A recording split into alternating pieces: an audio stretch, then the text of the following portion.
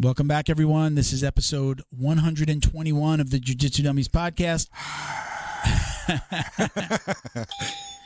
We're brought to you by Black Belt Digital Marketing. Anything you need to build your business on or offline, website design, Google Ads, graphic design, printing, we can absolutely help. Check us out at Black Belt Digital Marketing on Instagram or our website, bbdigitalmarketing.com. Right there on the homepage, you can request a free review of your entire online presence today, and then you'll see my little face in the corner. I'll email you back a review video and tell you what you need to improve on, things that you can do yourself, and how we can help. Okay, so my name is Milton Campus. I'm a brown belt training out of South Florida. We got Bo behind the camera. Hello. Don't forget to like, comment, share, click the subscribe button. We'd really appreciate all of your support. 100%. Joining us today is a John Danaher Black Belt. His name is Stephen Williams. This is his second visit on the show. Yeah, man. You may know him online as Steven Strangles or Steven Strangles People, right? So that's I know that's his Instagram and YouTube handle. So He's extremely appropriate. Very cool. Actually strangles people. Yeah. So let's do a couple of quick shout-outs. We want to thank our sponsors, especially Sean over at Flow and Roll. Hands down the best custom gi and no-gi gear in the business. I always say, don't believe us. I really mean it when I say, go to his Instagram. Me just giving him a shout-out does not do him justice. Go to his Instagram, at Flow, _N_roll. Check out all the custom designs they do, whether it's for fighters, mostly like for academies. And you've got to find out and ask him about his pre-order program. It is a way for you to get all the gear that you need for your academy, your team, your wrestling team. He does singlets as well. Excuse me. You're welcome. Reach out. You can. If you want to just shoot an email, it's flowandroll@gmail.com. Again, you can go to their Instagram, send him a message, and find out, get more information on how he helps you get the equipment that you need, meaning like your gis, your no-gi sets. Very little money out of pocket. Your stuff would actually be in a pre-order, just like we would do. We've all done pre-orders for jiu-jitsu stuff. You do a nice pre-order, you can use the money that gets collected for the pre-orders to actually pay for your entire order and even get some inventory for you to keep in your school. So again, go check them out. Flowandroll.com, @flow_N_roll on IG. And if you're just going to go buy something on the website, so like if you want to get a belt or you need a new gi or you just want to get a rash guard, use code JJD to get 20% off. Okay? Thank you to the BJJ box. They are Jiu-Jitsu's favorite monthly subscription box. It's delivered to your door filled with premium Jiu-Jitsu and grappling apparel, equipment, supplements, supplies, snacks, and more. They find the best products out there in the world of Jiu-Jitsu and guarantee that every box, this is the box right here, right? Every box is going to be worth more than what it cost you, right? So meaning they're going to send you about 4 to 7 items each month. They've got a quarterly box, and I know that he's making some changes. I don't want to let the cat out of the bag. So I know something's going to change pretty soon, but you get a beautiful box like this delivered to your door. Use coupon code JJD10. You get $10 off your first order. And again, I know we're going to have some cool announcements coming soon, so stay tuned. Nice. Also, shout out to Neutral Zone CBD. No matter if your aches and pains are coming from lifting weights at the gym or rolling on the mat or really just the daily grind of life, Neutral Zone has a product for you. So you can find your Neutral Zone by finding the best products that they have for your pain wellness, so you can continue your active lifestyle. And for us, right, staying on the mats. We never want to be off the mats. You can check their Instagram out at MyNeutralZone. The website is neutralzonecbd.com, and you can use code JJD. Oh, excuse me. I was going to say, almost add a number to the end of it. Use code JJD, just JJD, for 25% off your order. All right? Nice. So really cool. One of our newer sponsors, Leao Optics. I was talking to one of my Brazilian training partners, and he was like correcting me on how to say it. Leao. He just said it the way that he said it with the accent. I couldn't match. But my favorite glasses, I actually wear these. I put them there because I actually wear these to the podcast. You look like Mr. Cool. You know what? I should know the name of this one. I don't know if these are Slacker. If this one is this, I feel like no. That's a little bit lower in the middle. I don't remember which one this one, but one of the cool things about the glass, I actually also I kept out of the 5 that they sent us to give out to the crew, I kept this pair and this one, Avore da Vida. All right, so I have those. One of the cool things, I don't know if it's on, I don't think it's on every single pair of glasses, but right, like, you know, this has like the red stripe from a black belt. You can actually get your stripe on some of these glasses. I forgot who. I think it was Clark Racy who mentioned it when he was on. So like you can actually on some of these, I believe you can actually get the stripe of your choice. So check them out. Awesome glasses. These that I have are bamboo. They're releasing some that aren't bamboo, but most of them and the classics are all bamboo. So really cool. My favorite pair of shades. You can use code JJD for 10% off your order. And again, like I said before, any of the sponsors that we're talking about today, if you go to Jiu-Jitsu Dummies on Instagram, just click the link and it'll take you right to the to their websites.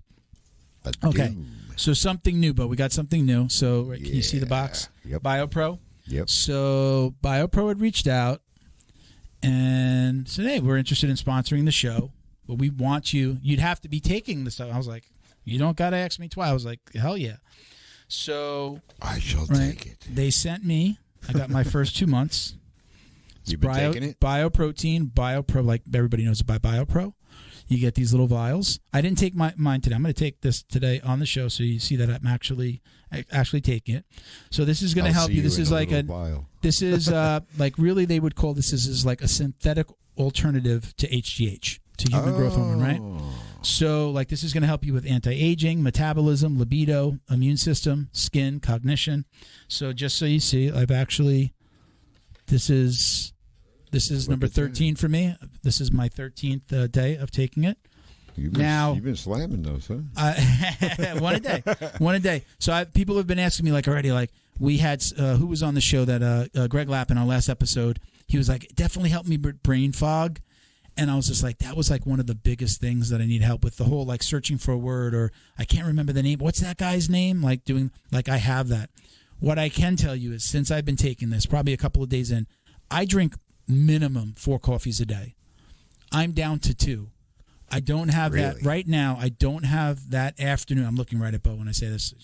I don't have that afternoon like, ugh. Yeah, I might still take my nap. The 1 I might still o'clock crash. Yeah, I'm not sitting there where I'm literally like my eyes are closing. Like I call that the fog. Like I'm like, man, I need to recharge. That's the 2 o'clock, 1 o'clock crash in the afternoon. I get that. Usually 3 o'clock. I'm taking a nap from like 3 to 3:30, and then I get back after it. I finish. I work more.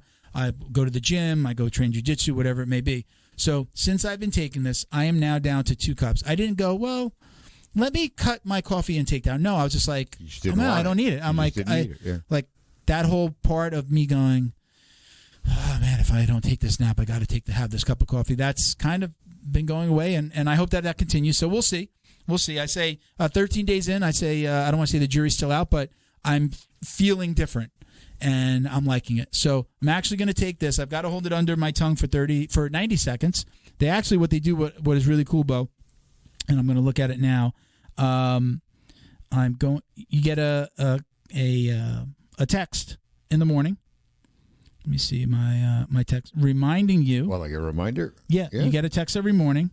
Really? And I think I hope take I didn't your delete my vial. text. Yeah, well, this is the thing. It's a reminder to take your vial, but it also opens up to a calendar so you can, say I've taken my 13th day.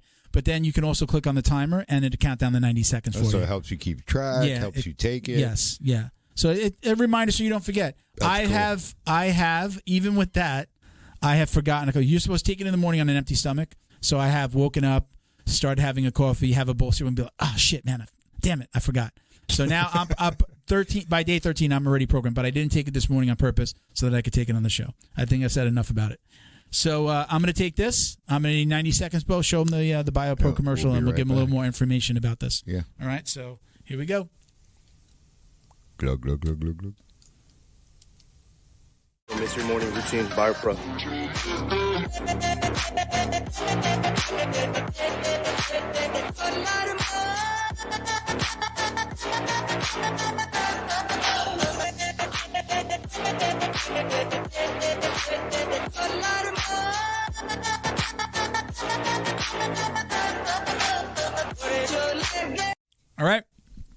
Pretty cool.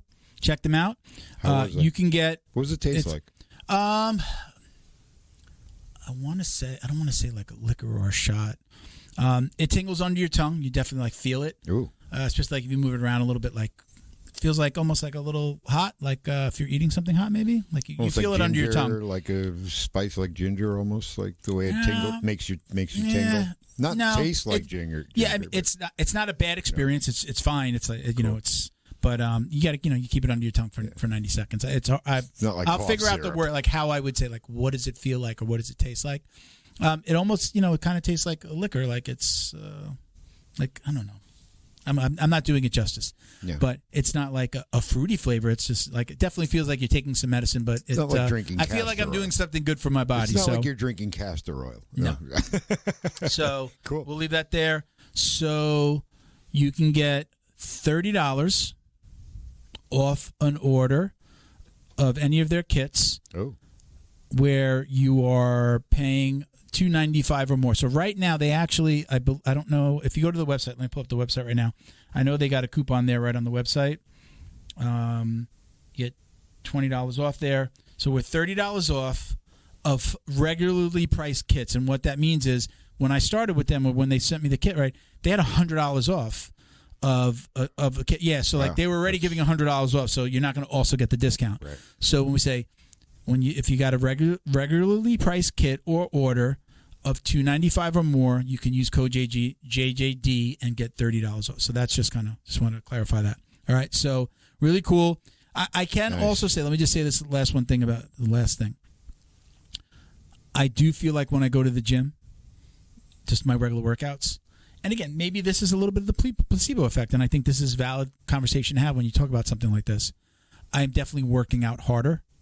Like I'm like almost like you feel like you're getting stronger, so you go harder, you do more sets, more reps, and you go a little bit more. So I feel like that right now. Well, you've also been losing weight too, and that's going to increase your energy and metabolism too. I'm down. And maybe it has something to do like with 13, 14 pounds. I'm kind of like, dude. I kind of hit like that's a good 224, 225. I can't go below this. I've been trying to go, so I got to get a little bit. You're plateauing. But again, then you start working out more. But you're a big dude. You put on muscle. The muscle weighs a little bit more than fat. Yeah. So like, I'm trying not to pay attention to the weight anymore. I feel or see myself getting fit when I look in the mirror, so I feel good. Right. So I'm not like counting the number. Like every day I would wake up and weigh myself. I'm not doing that anymore. So anyway, again, go check them out. It's bioprotech.com, right? Excuse me. Bioprotein Tech. My apologies. Bioproteintech.com. We call the product BioPro. Check them out. Follow them on Instagram. They have you're going to see some familiar faces like Tom DeBlas, Greg Lappin from the last show. Nice. Shanji Hibero, Shanji, say his name right, Shanji Hibero. He's on there. Like you probably saw him in the commercial that we just played. So a lot of famous people are taking it, and they're swearing by it. So check them out. And actually, always love the feedback. So let us know what you think. All right. So all right. Let's. I think we're ready to go. Let's get Steven in here. Let's do this. Let's get strangled. Steven, welcome back, brother. How you doing?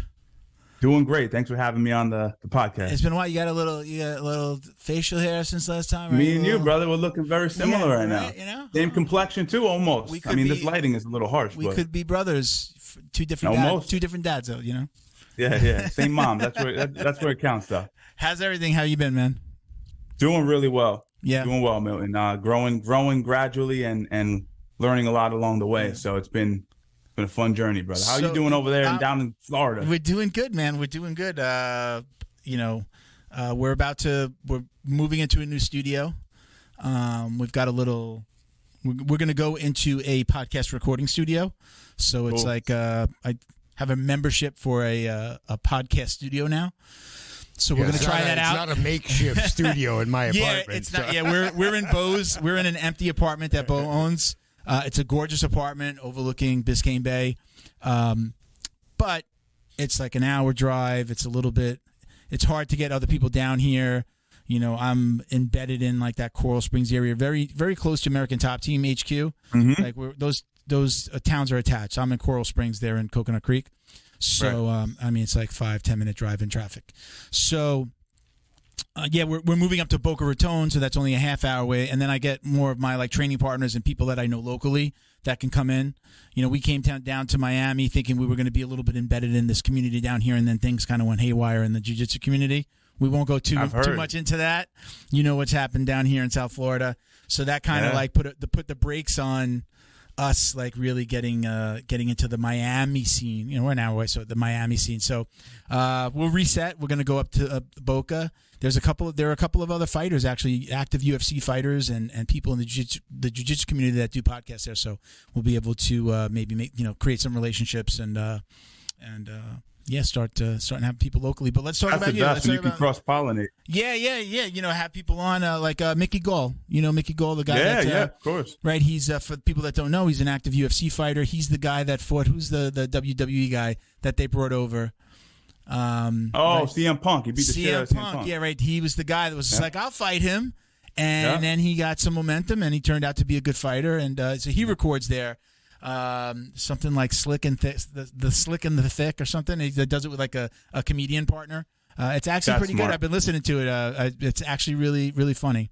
So you know, things are changing for us too, going really well. You know, thank you for putting me on to like getting on TikTok. You know, I right? see you active on the TikTok. Yeah, we're trying. I've been a little. We actually our video guy disappeared. The guy that cuts together our like just does our reels. He was actually like a blue belt. He's lived in Canada, and like we would do the podcast. He'd watch it and then he'd cut maybe like 3 clips from each one, and then we have promo stuff. So he just disappeared one day. He could be dead for all I know. He has not answered a message. He has not answered an email, and I'm like, man, if you're out there, brother, Ivan, if you're out there, give me a call. Yo, Ivan, come on, hit us up. No, but that's crazy because that's actually pretty common in the content creation world. I've had a bunch of editors just completely just disappear, just ghost out of nowhere. Yeah, pretty common. I think I know I can't say that we were his first. I think maybe he messaged me. He had trained, and I think he'd gotten to a blue belt. He stopped training, but he kind of used as an in. He's just like, I know the world a little bit. And I think he was reaching out to other, I don't want to say podcasts, but other content creators in the jiu-jitsu community. So it's kind of funny because I see very similar videos, and I'm like, that's got to be Ivan, right? So we never went into like who else you're working with, but I'm certain that he probably took a video of ours and be like, hey, this is what I'm doing for somebody in the jiu-jitsu world. I could do this for you, which would be smart. I know that he had gotten busy at times, so either he just got really super busy or somebody killed him. So it's one of the other. Something happened to him.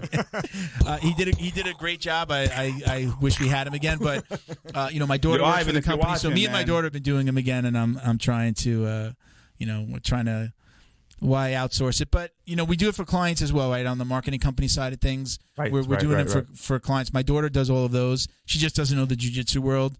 So he was able to watch the podcast and then cut something, and be like, oh, that's interesting. This cut makes sense. She's not necessarily there yet, so I do that.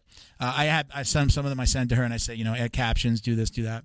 But I mean, these apps now, I found an app that does the captions, and actually they added this AI feature which throws in the little pictures. So if it says like box, like you say the word boxing, and then maybe there's a boxer, or maybe there's a box and you can't use it.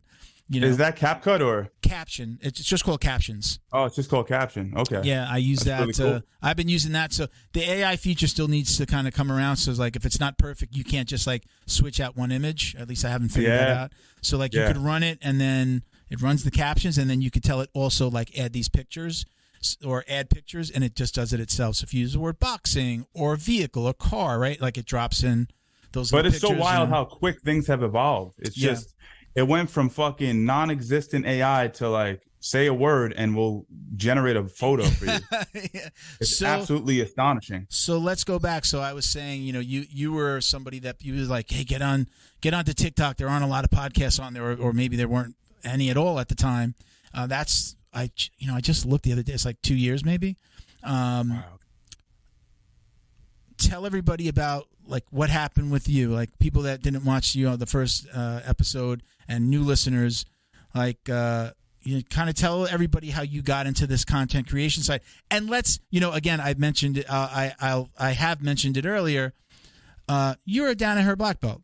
So, right. This is just so everybody knows, right? You live in this world of jiu-jitsu and MMA. So with that being said, tell everybody about kind of how you got into the content creation side of this whole thing. Yeah, absolutely. So I've basically been involved with content creation. I mean, we want to take it back. We can take it back to 2000. I was creating vlogs before vlogging was a thing on a VHS camera as a kid, running into bars and fucking doing, we looked up to guys like Johnny Knoxville and people like that. So that's where it started. Yeah. Then I took some sort of film classes in high school, did a little avant-garde stuff there. And then I finally got the bug being a musician. I was creating content as a musician. No one watched it. Making alternative rock and playing fucking bars in Bushwick, Brooklyn. No one was watching it. But I said, hey, I have an authority as a jiu-jitsu instructor, someone operating gyms, and obviously I have the credentials of being a John Danaher Black Belt, et cetera. So I said, hey, why don't I just show people what I do and then add my creative filmmaking component to it?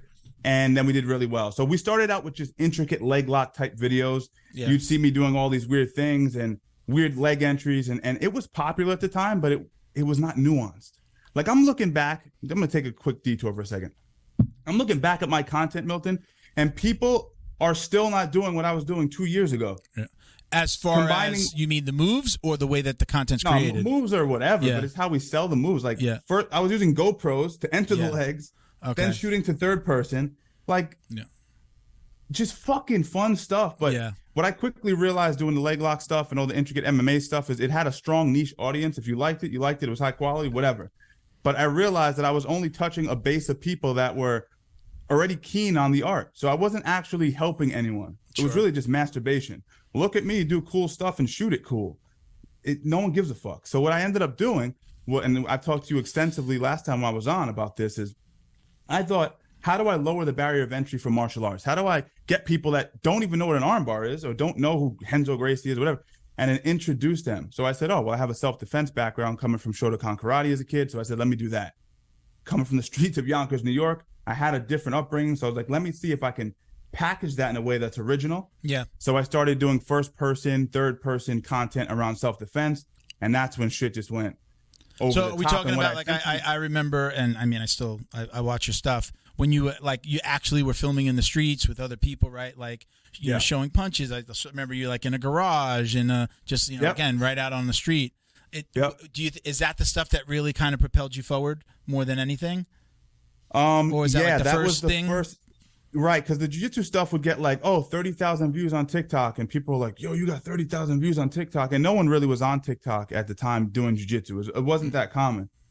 But then it went like 12 million views, and I was like, oh shit, there's a lot of people that don't know what the fuck is going on about martial arts. And then that was just the top of the funnel. You're a marketing guy, so you know what we're talking about. But that was just, oh, look, this is easy to digest. And then when they get into the nuance stuff, they realize that I'm a person that comes from a martial arts background that's actually I have a pedigree. Yeah. So it worked out really well that way. And essentially took that over to YouTube and just exploded it over there. Yeah. Because that's what you got to do if you want to make money. Yeah. And, I know that like the shorts, I wasn't doing shorts for a long time. I probably just started uploading shorts like a year ago, maybe. Not, and I got to tell you, it was probably from, who's this? Jesus, I'm always searching for names. I'm horrible with names.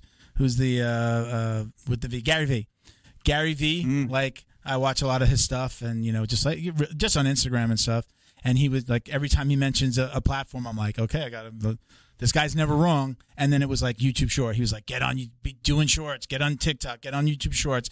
I got on TikTok actually because of you, and then I got on TikTok. I got on the YouTube Shorts because again, watched him talk about it.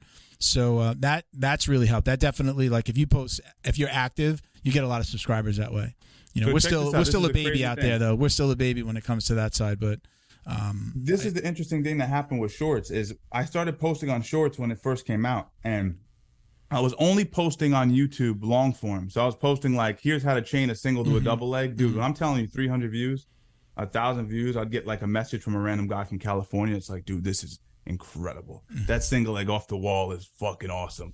But that one guy was the only person that was going to reach out to me. So essentially what I realized is, oh, this is a new thing.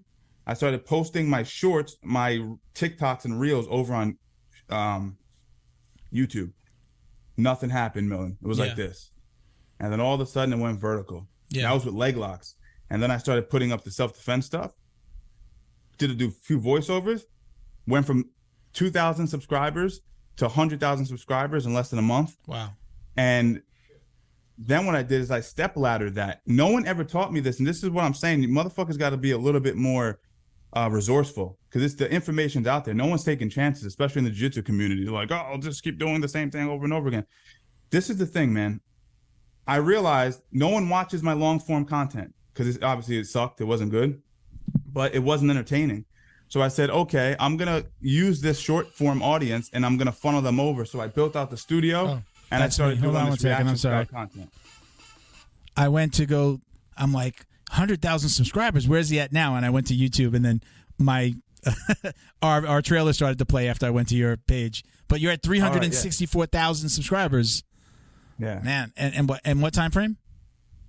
Oh man, that was all done pretty quickly. A year and a change, year and a half. I mean, since I talked to you, I mean, it was. Yeah. I didn't really start YouTube seriously as a entertainer until after we talked. I was at 12,000 on Instagram when we talked. Were we in the studio? I think we were in the studio. So it's within the last 2 years. That's awesome, man. Congrats, man. But that's incredible. But the point is, like, a lot of guys who are going to watch this is, if you're creating short form content, figure out how to build out a sort of macro situation where you can put out entertainment long form, because it does funnel, and especially YouTube now is getting even better at doing that. It's just you got to step ladder your content on YouTube specifically. The creative side of it too is like we're going to be in a situation in the next month where I'm actually going to have a content creation studio in my house, in my inside, like there's going to be a room. And then we're using the outside studio. So we wanted it to be together. I just couldn't find the right setup to make it affordable and work. We wanted to have like the podcast studio in this corner and then Matt's in this corner, where we could literally get up with a guest and be like, "Show what that movie you were just talking about. Show me that." Or it could be part of the show, or it could be content for later. So I'm at least going to start creating like content on the mat. But we're the jiu-jitsu dummies, so I'm not going to be showing people like, intricate leg lock videos and things like that. Like, I want to be a little silly about it. I like dickhead moves or dickhead move of the week or stuff like that. Stuff that I do that's just like considered a little dicky. Like, even when I'm playing with like, a good friend or training partner and we're playing around a little bit, the stuff that we do that's like, oh man, you caught me. Like, just want it to be a little bit more, I don't want to say tongue in cheek, but I want it to be a little bit more entertaining from that regard. But yeah, I'm gonna be able to do that. I was actually watching. I follow this woman online that does these awesome transition videos. Like, she'll be like, in shorts and a t-shirt, and then she'll do some crazy stuff, and then it's like she transitions. That was her thing. But I watched a video the other day, or last night, that said she was talking about where she started. And she was just like, I tried this, and I tried, like, she tried, like, videos of showing her trying on different outfits and it didn't work, and her doing her makeup and it didn't work. She goes, this didn't happen overnight. I tried all these things, nothing took off, and then she did these transition videos. And she's a very, very pretty woman, and she would do, she's Asian, she would do, like, these, like, kind of like the Japanese fans, right? Stuff like that, like, I don't know what era you would call that, but she just did like all this really like fancy stuff, and she like incorporated some of her culture and blew up for her. So it's just like, something might not, to content creators out there, the first thing might not work, or it might not take off overnight. But like you said, all of a sudden it just goes like straight line up. All of a sudden it's like, oh, that worked. So, okay, let's maybe dive into that a little bit more. But I also like the idea of like diversifying a little bit, like you're doing. So tell people like what you're doing a lot of now, which I see a lot of, like you're what you call it, like a voiceover video, like you're in the corner of the screen and you're doing like a voiceover over a video or a fight, a UFC fight, a street fight. Talk to us a little bit about how that changed and what you're doing now. So I've done so much stuff, and what happens when you have success and you start to you monetize things, you make a good living for yourself. What typically happens is you have to figure out, are you okay being on this particular hamster wheel? Because you will be on a hamster wheel.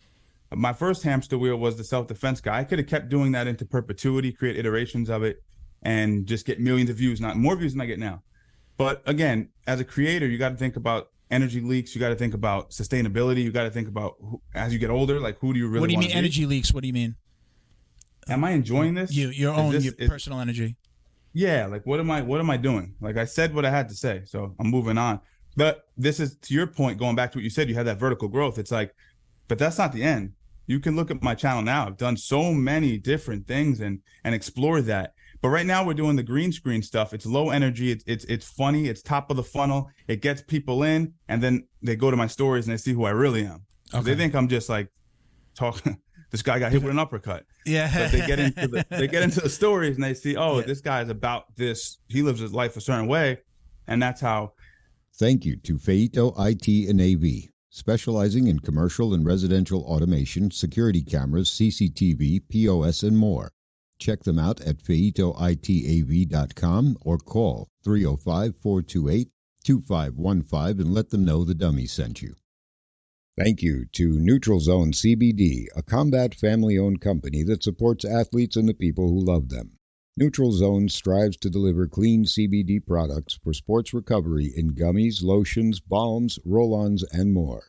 After a competition, a hard rolling session, or a tough day on the job, Neutral Zone has a product designed to help you reduce inflammation, increase cell rejuvenation, and may even help with aging joints. Visit NeutralZoneCBD.com and get 25% off your order with code JJD. And follow them on Instagram too, at MyNeutralZone. Jiu-Jitsu's favorite monthly subscription box has now joined the Jiu-Jitsu Dummies podcast. The BJJ box is delivered to your door filled with premium jiu-jitsu and grappling apparel, equipment, supplements, supplies, snacks, and more. The crew at the BJJ box find the best in the world of jiu-jitsu and guarantee every box to be worth more than the cost. Each box includes 4 to 7 items you're going to love. Visit thebjjbox.com and use code JJD10 to get $10 off your very first box. And give them a follow on Instagram at thebjjbox. Special thank you to the crew over at Flow and Roll for all their support. Flow and Roll is renowned for their incredible no-gi rash guards, shorts, and leggings. Flow and Roll has quickly become the premier custom apparel provider for academies big and small throughout the United States. Reach out today to discuss your custom order and ask about their incredible pre-order program. You can send an email to flowandroll@gmail.com or visit their Instagram at flow_n_roll and shoot them a direct message. And yes, they can create an awesome custom gi for your academy as well.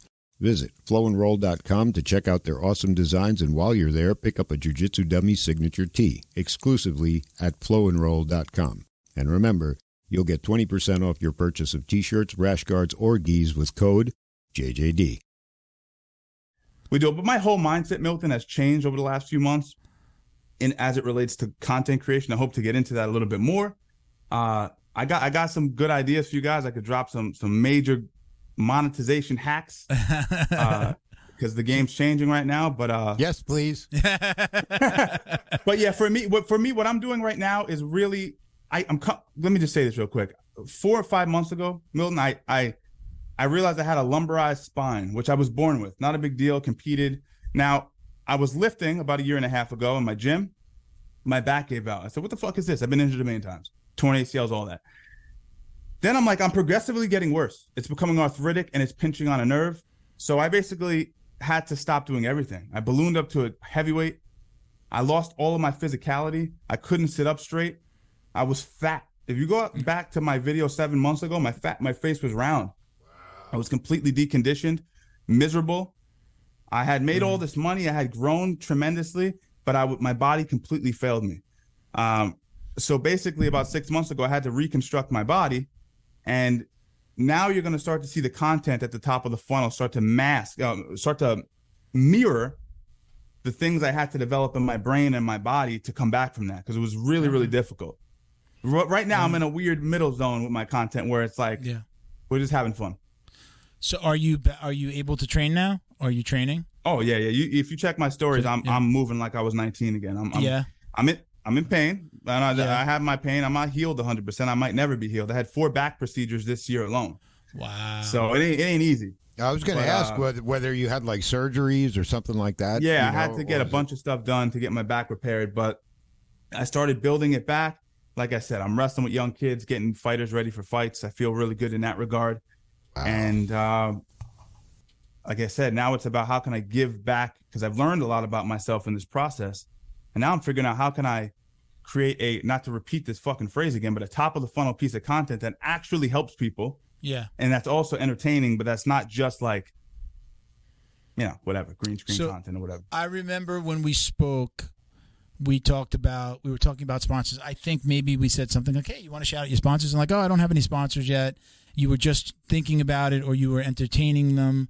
I remember you saying something along the lines of like, I really have to use it and like it and want to put, you know, my name behind it. Yeah. Talk to us about, you said a couple of times, like making about monetization and making money. Are you making money from those kinds of sponsorships, or can you make money from creating content? Because let me just add, I see a lot of videos sometimes of people showing their like, oh, I made, you know, Instagram cut this and Instagram cut that and Facebook only, or, you know, YouTube only gives me this. I'm like, man, can you not make money? Because it's sponsorships for us. Like, you know, we're not getting anything significant from out there from social media land. It's sponsors. It's people believing in us and then us supporting them and doing giveaways and, you know, including them, you know, their logos and the images and things like that. And, you know, I said before, I think before we went on, I go, in such a good way, we're blessed that we're becoming like the NASCAR of podcasts. Like, we have a lot of sponsors and it's great. And we just want to make sure that we're integrating them into the show. So it's like not only great for the listener and it's not overwhelming to the listener, but we can also have these people support us, help us, make it affordable for them, not charge these outrageous prices, but, you know, make it easy for everybody and still be able to do this and make money. Right? Ultimately, you know, I maybe didn't start this to make money. It was kind of just like, hey, I want to have fun talking to my friends about jiu-jitsu, and then it turned into this. So how are you making money, if that's okay to ask? No, 100%. And I think what you guys do is awesome, because you have this strong brand that is a third person sort of perspective thing. It's tied to Milton, but it's not Milton. So you can fucking you can nonstop, just infinite amounts of sponsors and just scale that way. But when you're an individual creator, when your face is tied to it solely as, you know, the Steven Strangles guy, you really should tread lightly with that, because you can lose the trust of your audience. Right now, I wish I can show you my screen, but I can go into my email now and I have 25 sponsors that are looking to get involved with me on various levels, whether it's micromedia or stories. We're doing thousands and thousands, 10K plus views just on that. So a lot of people want access to that audience. And I have a newsletter that does very, very well, which people want to get involved with that. But I'm still the same guy. I just don't feel as if I need to do that. And I'm lucky that I'm in a position where I don't need to do that. A lot of creators have to do that. I have 192 million views on YouTube. I've monetized the majority of those views. I've been able to make a lot of money through that. And I've done a few little sponsors you've seen me, and I've only done them because I like the product. I've experimented with it, and they've paid me well. Okay. But outside of that, Milton, I'm not really looking to get involved with too many sponsors. So really, a lot of my money has come from my Patreon, which does well, and my AdSense that does well. And I ran a gym for a long time, which I've exited on, and I have another way of making money as well, which I don't know if you want to get into that now. But let's get into that. But what did you sell your gym or sell your stake in the gym? You just said you exited. Yeah, I got out of the gym completely. I sold my stake because I just my health was failing, for one, but also when you have too many cooks in the kitchen, you got to get out of there. And I've been teaching since I was 16 years old as well, which is another detail. So I think at a certain point, you know, I want to continue to give to people, but there's only so far I can scale teaching classes. Like a fucking so that people know, again, if they're listening to you for the first time here, maybe they're living under a rock and haven't followed you yet. You know, let's just give them a little bit of history. Let's go back to the Danaher days and the St. Pierre days. That's one of those, that St. Pierre video where you're talking about them kind of mentoring you. Like, I've posted that a few times because that does really well. But yeah, tell everybody about where you came from. Tell them about your background in martial arts and jiu-jitsu. So specifically, I've been doing martial arts since I was 12 years old. In karate, I started boxing at a young age as well. I started jiu-jitsu when I was 14, 15 under Renzo Gracie at a time where nobody trained jiu-jitsu. No kids did. This was 2002. So I was a troubled kid from South Yonkers. I had a really shady upbringing, drugs, alcohol in my family. I was living homeless at 9th grade, bouncing from couch to couch. My uncle and my aunt lived in the city. They were doing better than obviously I was at the time. And they said, hey, Steve, do you want to come live with us in the city? I said, absolutely. I'd love to. I get to go from living in South Yonkers, which is the hood, to living in the Upper West Side. So I was like, yeah, I'll take that. And I loved them. They both passed away. But so they took me in. They said, what do you want to do? Do you want to continue playing guitar and maybe join a band?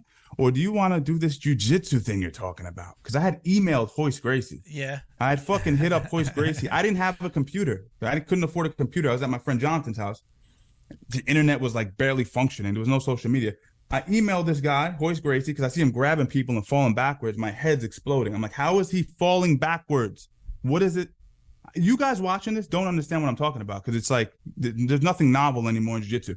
But at the time, no one grabbed someone and fell backwards in a fight. It was fucking mind-blowing. Yeah. So I emailed him. I go, hey, listen, Hoist, I want to train under you. I was a kid who just needed some guidance.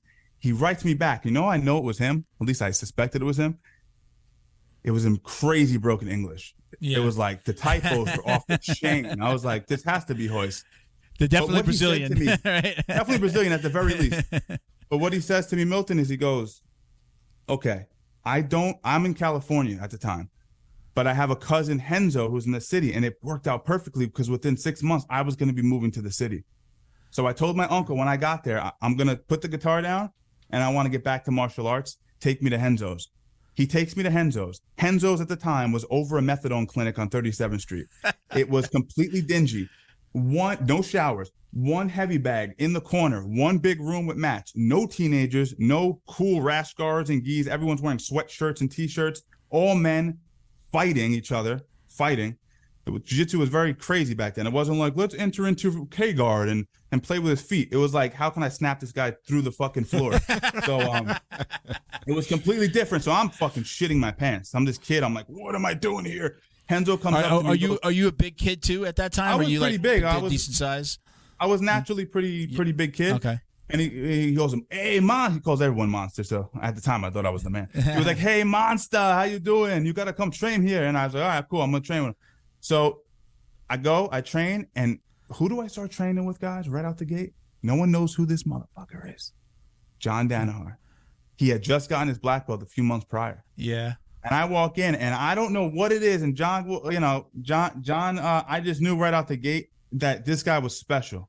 I just knew right out the gate, and that his way of breaking down techniques, and he intellectualized, and I hate using the term because it's kind of corny now, but he systematized techniques in a way that at the time was so novel. Because everything back then was, if he grabs your leg, pull your leg out, grab his arm. Like, it was so like primordial. And then he was just breaking shit down in ways that my little brain couldn't even handle. So I just became a devout student of his. He always took well to me as well. I was a young kid. As you know, he likes to tutor younger individuals who are talented. So I was that first crop of teenage. I was maybe the first teenager that he ever had, and his youngest black belt as well. So wow. That's awesome. I learned a lot from that man, and I was able even to come back in my 30s and compete under him right before he left. And he guided me through that process as well. We went 26-0 as a black belt, 0 points scored against me. Wow. And that's right before he went to Puerto Rico. But yeah. Oh, wow. So you were training him right up to the end there. Yep. And talk, if you don't mind, talk a little bit about GSP. I know, again, on the last episode, we talked a little bit about, like, GSP was a little bit of a mentor for you, and you'd go up to Canada and be a training partner, right? I guess once he found out that you knew jiu-jitsu, I think he thought you were maybe just a striker in the beginning. Yeah, so I trained with George back when I was 16, and I don't know, I was kind of like a closet fan. No one really knew who he was not famous. He had fought like Pete Spratt or some shit. Like, he wasn't big at all. But I fucked with him. I was like, this guy's crazy. His legs were like unrelated to the subject, but just like, how was his legs that big? Yeah. And so I would wrestle him, and he would just single leg me. And like, he would just kick my fucking ass. And then what happened, and I've said it before, but there was a period where he wasn't able to train at Henzo's because of the whole fight that he had with Matt Serra. Yeah. He got exiled there. When he came back, I had developed a little bit. It was a few years. I had gotten a little bit better. And John calls me and he tells me, hey, George is going to be back in the gym. The UFC cameras are going to be there. It was before embedded, but they used to do some weird shit like, whatever. he said, come in and get some work. So I said, yeah, I was hungover that day. I live a completely clean life. I haven't touched marijuana, alcohol in many, many years. I live a fucking militant life, but not back then. So your boy came in, tooted. I was up till 3, 4 in the morning. I was high as a kite. I was hungover. And I rolled with him. Unbeknownst to me, he was blown away. He was like, who the fuck is this kid? He didn't remember me. I remembered him, obviously. So he grabs me after and he goes, let me show you the single leg. He starts showing me stuff. And then long story short, he ends up going, I would love for you to come up to Montreal and do some training with me. So John facilitated that. And that sort of began the relationship, at least from his perspective. I had obviously known about him and trained with him before. And yeah, we became training partners. But he didn't realize, to what you said previously, is when I came up there, he says, you want to spar? I was like, yeah, I've been boxing for many, many years and doing kickboxing. He didn't realize I had striking experience. So I became more of, I went up there just to help him with his jiu-jitsu. And I was 21, which think about that. You know, he's at the height of his powers in Montreal. Yeah. I'm a fucking wild 21-year-old who's being brought up to help him. We're in the club. I'm gonna leave it there because I know you're gonna clip this and fucking put it on What's that? No, it's just us. It's just us. Yeah. So one's here. Shit was great, but he taught me so much about being a man because I had a great influence on my uncle. He taught me everything I need to know about being a man. I didn't need any other influences. God bless him. But I never was around someone that was that perennial. That was that dude. He couldn't go anywhere. He couldn't. We went to eat ice cream. We went to the club. Mobs. And I saw the way he dealt with that pressure at the peak of his powers and how he took time for everyone and how he held doors for people. And it really it granted me that insight beyond the training. You know, the training, I could go on for years about everything I've learned. I'm still teaching some of that stuff. But yeah, what a wonderful mentor. And I just consider myself to be fortunate and lucky. A lot of right place, right time, right? Right place, right time. Man. Yeah. I didn't have a great fortunate story. I mean, outside of me having my uncle and aunt take care of me, which is fucking amazing. That's huge. That is fortune. But just the chance that this would all happen is kind of weird. Yeah, man. Look, you wrote an email and it changed your life, right? Shout out to Hoist Gracie or whoever that was. So let's go back. We went on a little detour there to give everybody your history. I think we were talking a little bit about, you were going to give us some tips or talk about the monetization of kind of social media or something. You started saying something before, and we. So the Steven Strangles thing, really, it's starting to become for me. And again, this is all off the back of I've had many injuries. Both my biceps are torn, nerve damage in my neck. If you ever see my lip, you know what I'm saying, hanging off, my knees don't work, ankles torn. I just want to give the backstory. I'm not complaining. I'm just going to give people what this story is about. So that's how bad that back injury was for me to fucking be here saying it took me out of the game, completely changed my life. So I learned what I kind of intuitively known. I've competed before. I've fought before. I've been a part of the best camps in the world. I have fighters now that are professional fighters. So I knew intuitively what it takes to come back from getting your body falling apart. But this forced me to go inside my mind in a way that I had never done before, how to habitually construct my life, how to run my mind, my habits, so that there was never an instance where I would miss. So right now with the Steven Strangles brand, it's me figuring out how to integrate that for every single person that I come across, to give it away. Now that we have that established, of course you can monetize that, and I'm creating a bunch of things around that. But what I learned with this whole AI thing, so this is going to take some of you jiu-jitsu guys for a run, but I hopefully can give you guys some gems. I believe no one in the world has said this, period, what I'm about to share. What I have right now, no one knows this, is I have a conglomerate of AI channels that I'm running. They're called faceless YouTube channels. So Steve, your views are down. I'm going to make money regardless, and this is how you guys can make money too. I learned that big companies are looking to buy YouTube channels. They'll buy it for $100,000. They'll buy it for $1 billion, holding companies. But what I learned from people much smarter than me is that they only are going to buy channels that have a strong personal brand identity. Well, I was like, well, how can I do that? Then I'm going to end up working for the company that's buying me. So what I started doing is forming faceless channels and creating archetypes. So I'm going to give one away. I'm not going to tell you the channel, but I'm going to give it away. A New York detective. So this New York detective has a face. I have an app that augments your voice. I can take Milton's voice, I can run it through, and it will sound just like him to the point where I can make him say anything.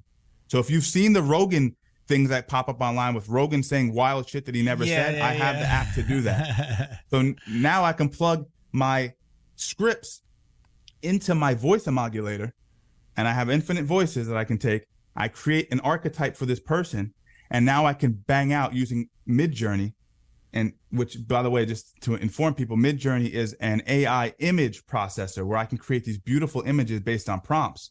So now I can do that at scale. Now for a jiu-jitsu guy, you can tell the story of a young up-and-coming jiu-jitsu guy who overcomes all of these hurdles, and you use all of those components to tell this AI story. You can now intersect artificial intelligence, anime, which is a huge market, and jiu-jitsu in a way that's never been done before. Wow. And now when you scale those views, you can sell it, and now they have a strong IP, right? The intellectual property is strong, a strong identity, and you're not tied to it. So you can do this. What I'm doing is building out a conglomerate. Because they can continue doing that without you, is what you're saying, right? That in perpetuity. Yeah, right. They can, and that person also never gets old, huh? Never gets old. Right, that person never gets it's like Bart Simpson, right? It's like what Bart Simpson. The Simpsons have been on for what, 30 years now. Bart's the same age, right? Like that, you know. And you can do this with many channels, and you can create many iterations. And then my thing is, I'm going to exit. Can exit for millions of dollars. That's the goal for me. So no one knows that. This is the first time I've ever broke that. Maybe two close friends know that. So, it's still a secret between us. Yeah, it's just us between us and a few thousand people that are listening. I hope I can help. I want to give as much value as I can. No, that's very doable, guys. Yeah. That's super valuable. So what I understand the AI side. I know that I've seen a lot of things. You know, I watch a lot of social media, and I watch a lot of creators and people that give tips. I'm going to use, this is probably not the best example. Well, maybe it is a good example. Like I follow like @wealth or like @motivation so-and-so, right? It's like there isn't, those are really ones without faces though. There's never a face of a person, right? There's never a face of a person. But I mean, those are great. I love those. I love those. They give motivational stuff. They tell you like quick, stories about Elon Musk or Zuckerberg or, just this, whatever stuff out there that's, good for business. Or again, it's wealth. So like, people making money. I mean, I like that stuff. I want to make money, right? I like that motivation. That gets me out of bed in the morning and be like, I might wake up, grab my phone, look on Instagram, just, and all of a sudden something like that comes up and I'm jumping out of bed and I'm like ready to take on the day. I love it, man. I tell my wife, kick the day in the balls. Let's kick the day in the balls, Absolutely. And, but that's a little bit different than that model, right? You're talking about really creating clear, a personality. If you have a faceless channel that does not have an identity, you can't sell it. You can't exit on it you can sell it. Of course you can. But not big companies, and Mr. Beast will say this, big companies are not looking to purchase that. They want strong visual faces, human faces that can elicit real emotions, that can do well over time.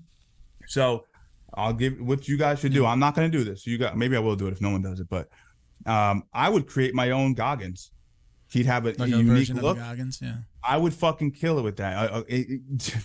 Guys, come on. Yeah. You can do the voice. You can do that with any and think, we don't have to just think inside of the MMA fitness world. Like, I mean, that could be every industry, every genre could have its own version of that.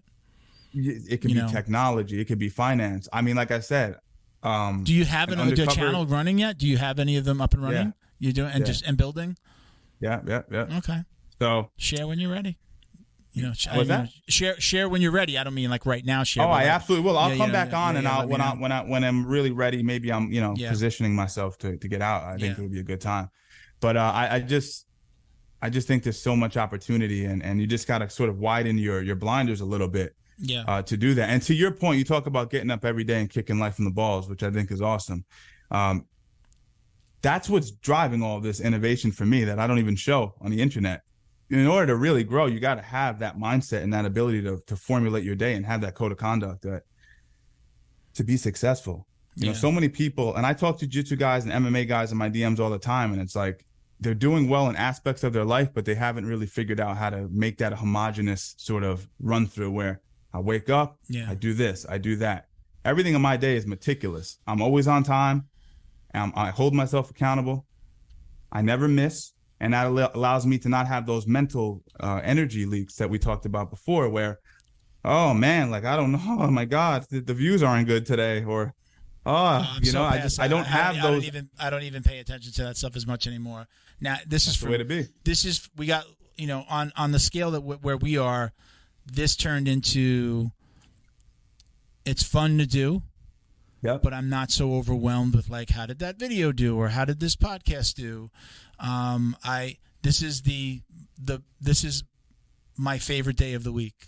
Now it awesome. rotates around, but my favorite day of the week is going to record a podcast. It's like I get to talk to people that I like, that have a good story, and that, again, it goes back to the original way that we started this, was just like, oh man, I wish I would have recorded that conversation. Having a beer and pizza and wings with friends and going, oh my God, man, fuck, we should have recorded that.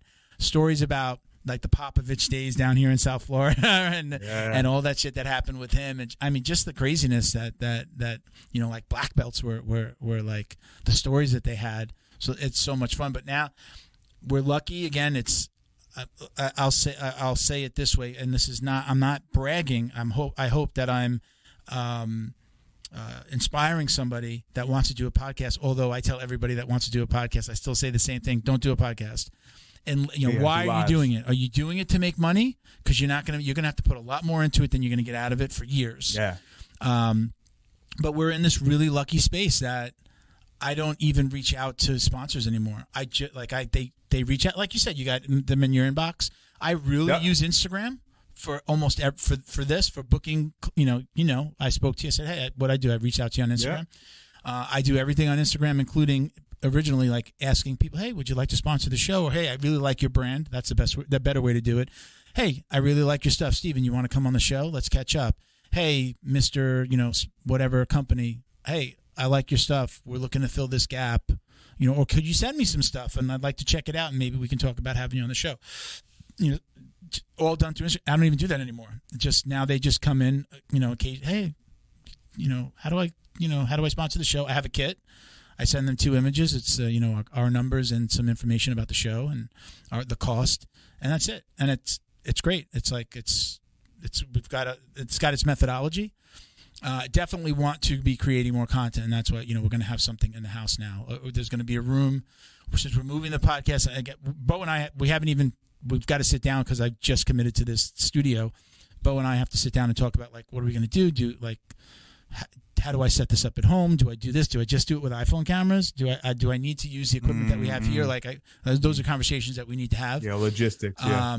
But yeah, now like I want to focus a little bit more on the content creation, and again, be a little bit more funny with it. I'm not looking to.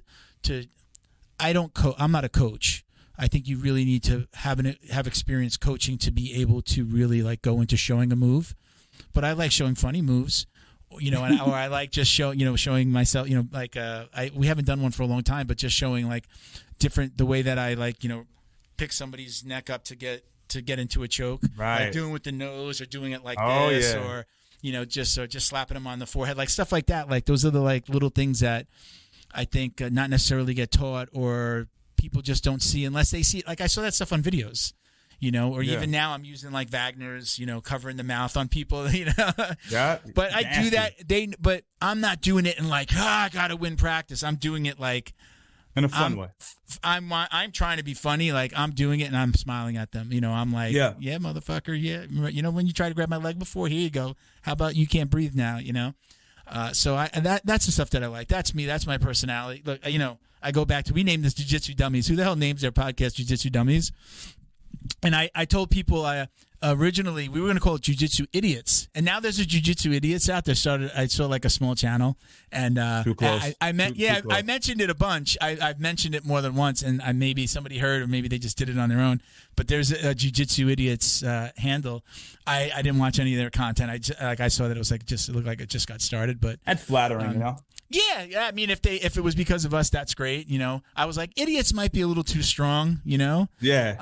Jiu-jitsu fucking morons. Yeah. Like, Jesus Christ. I wanted it to be. I really wanted it to be. We started this when I was a purple belt, so I wanted it to be. Hey, I know I'm just a purple belt. I'm here to learn and meet people and talk about jiu-jitsu. I'm as passionate about it as the black belt that's showing moves. But it's funny. I mean, those guys like. I watch a lot of guys that put out content that probably have no business getting behind the mic to do a podcast, right? That's just not their forte. And I kind of feel that way. Like, I coached when I was at white and blue belt because I was helping my coach and I was helping him with the kids' classes. And that was great. And I felt like I could like really coach and show moves. And I still do that in my gym today. A new person comes in, and especially when they're bigger, like I'll say, yeah, I'll take him, coach, and I'll walk them through. Like they'll do a move of the day, but I'll be doing some, you know, when we'll watch the move, but then I'll be like, okay, let's go over here and let's just do jiu-jitsu 101. Put me in your guard, get in my guard, passing, things like that. So I have a lot of fun with that, but I'm not looking to show like high level moves and that kind of stuff. So I like the dickhead move of the week thing. I think that's going to be our thing. Knowing who you are, like I've said that. I actually tweeted this yesterday. You are the niche, man. You are the niche. Yeah. Who are you? What are your interests and talents, and what's that intersection? People are always trying to box themselves in, and I did it, and you can get successful with it. I'm not saying that, but what I'm trying to explain is you can try to be someone you're not, to your point, and then it's never going to work. It's never going to work because you're not being your authentic self. So if teaching that particular move works for you or that style of content, then you're going to be successful at it because it's going to come off as authentic. Yeah. Then it becomes like, how do I package it and all the nuanced shit like that? But that's learnable. Where people fuck up with the content creation is they're not playing true to who they actually are as an individual. They're not playing true to their core, what they actually are. Like, you look at me, whether you like my fucking green screen content or my documentaries or my reactions or whatever, you know it's me. You know, like, that's Steve. What sparked that? Was there something that you were like, I want to do these, I'm going to put myself on, like, was there a moment where there was a light switch, or did you do it once and be like, oh, wow, that took off, let me do that again? Or was it like truly conscious, like, yeah, I'm going to do this, this is going to be a niche within my niche, you know, I'm going to do this thing? Yeah, I saw when it came to the first person shit I was doing, you guys remember, if you do remember, it was the streets are ruthless. Like, I was super branded very well. And those exploded. That was because I saw an ice cream. So it was always someone outside of my niche. I'm not inspired by any of these jiu-jitsu guys. And I'm not, because I'm going to ask you, Milton, real quick. Who the fuck is doing good content? Be honest. Who the fuck is doing dope-ass content in jiu-jitsu? I love outside of you guys. Brandon McCaffrey stuff. Brandon McCaffrey from Ten Planet. Awesome. He's been, he's I've amazing. You know, very well shot. I love his stuff. But he's literally got a camera guy following him around. I don't want to say 24/7, but like most of the day. Like, he says that was the best investment when we had him on. He says, and he's coming back on, by the way, hopefully soon. He says that was the best investment I ever made because it's just all this content. And he's just like a funny guy and a unique personality. Yes. And then it's like 10 Planet Jiu-Jitsu on top of it, where it's like a little bit different than what most people are learning. My point is that most people in this space are not innovating. Yeah. So what you can do is you can look peripherally to a different genre. And then I saw a kid making ice cream first person, and it was killing it. And I said, if I take that to self-defense and give it a shot, put my tinge to it, and then it exploded. And then I just kept creating iterations. Oh, can I succeed at this? Now I'm doing green screen. It's the lowest effort content in the world, but because I'm being myself and I'm authentic, it gets sometimes millions of views. Sometimes it get, it's just being yourself and being authentic. I mean, there are people that I've like had on the show. Like, usually, like, either I watch something and then I ask them to be on the show because, in social media, it's truly this amazing thing where you feel like you know them. And when I have them on, I mean, before I ever actually speak to somebody, I almost, it's got to be weird to some people that, like, you start talking to them like you know them. And, like, I mentioned something that they never told me, like, oh, I know that you used to do this. And they're like, how the fuck does this guy know this, right? Well, I listen to a podcast, or I really do watch your stuff. So there are some out there. I don't look to social media to be like, let me find a move. Like, right? All right. It's like you're coming across it. But, right, the more you watch something, the more you see. So, like, I see your stuff all the time because I watch it, and then the algorithm knows that I watch it, so it shows me more, right? The things that I follow that don't watch, I don't really see, right? So it's just like the more you watch it, the more you see. So, like, it's always the same people coming up. So I guess it's like you wind up getting fed the things that you like the most, and then it's just like that's all you're seeing. And why do I keep seeing Trump videos? Yeah. Why am I? That's all you engage in, you fucking moron. What do you think? It's the thing that you watch the most, right? So you can, exactly. You could, if you really. By the way, that wasn't an anti-Trump thing at all. Chunk's my boy. That was an endorsement. Okay. There you go. Fuck out of here. What was I Don't gonna put say? that on. Please don't clip that. Do not clip that. I'm gonna leave. That stays in. That stays in. We don't cut out. You want it out or you want it in? No, I'm saying don't clip that into a short form piece. Oh no. Now I have to. Now I have to do that and include this part where you're saying don't clip that. Baby, DeSantis, motherfucker. For a long time, I've been like, my thing was going on a tangent here, but I would say here, and it was just my personal rule: no politics, no religion. I dig it. I'm not a political person at all. Yeah. I don't know where that came from. No politics, no religion. I wanted it to just be about, from my mouth, I just wanted it to be about jiu-jitsu. And again, the things around it. And actually, like recently, when I went to the studio and they showed me some of the stuff from like Mickey Gall, like all the stuff that I'm seeing from Mickey wasn't about fighting. Him and this, he's talking about his personal opinions. They're talking politics. They're talking about sex. They're talking about women.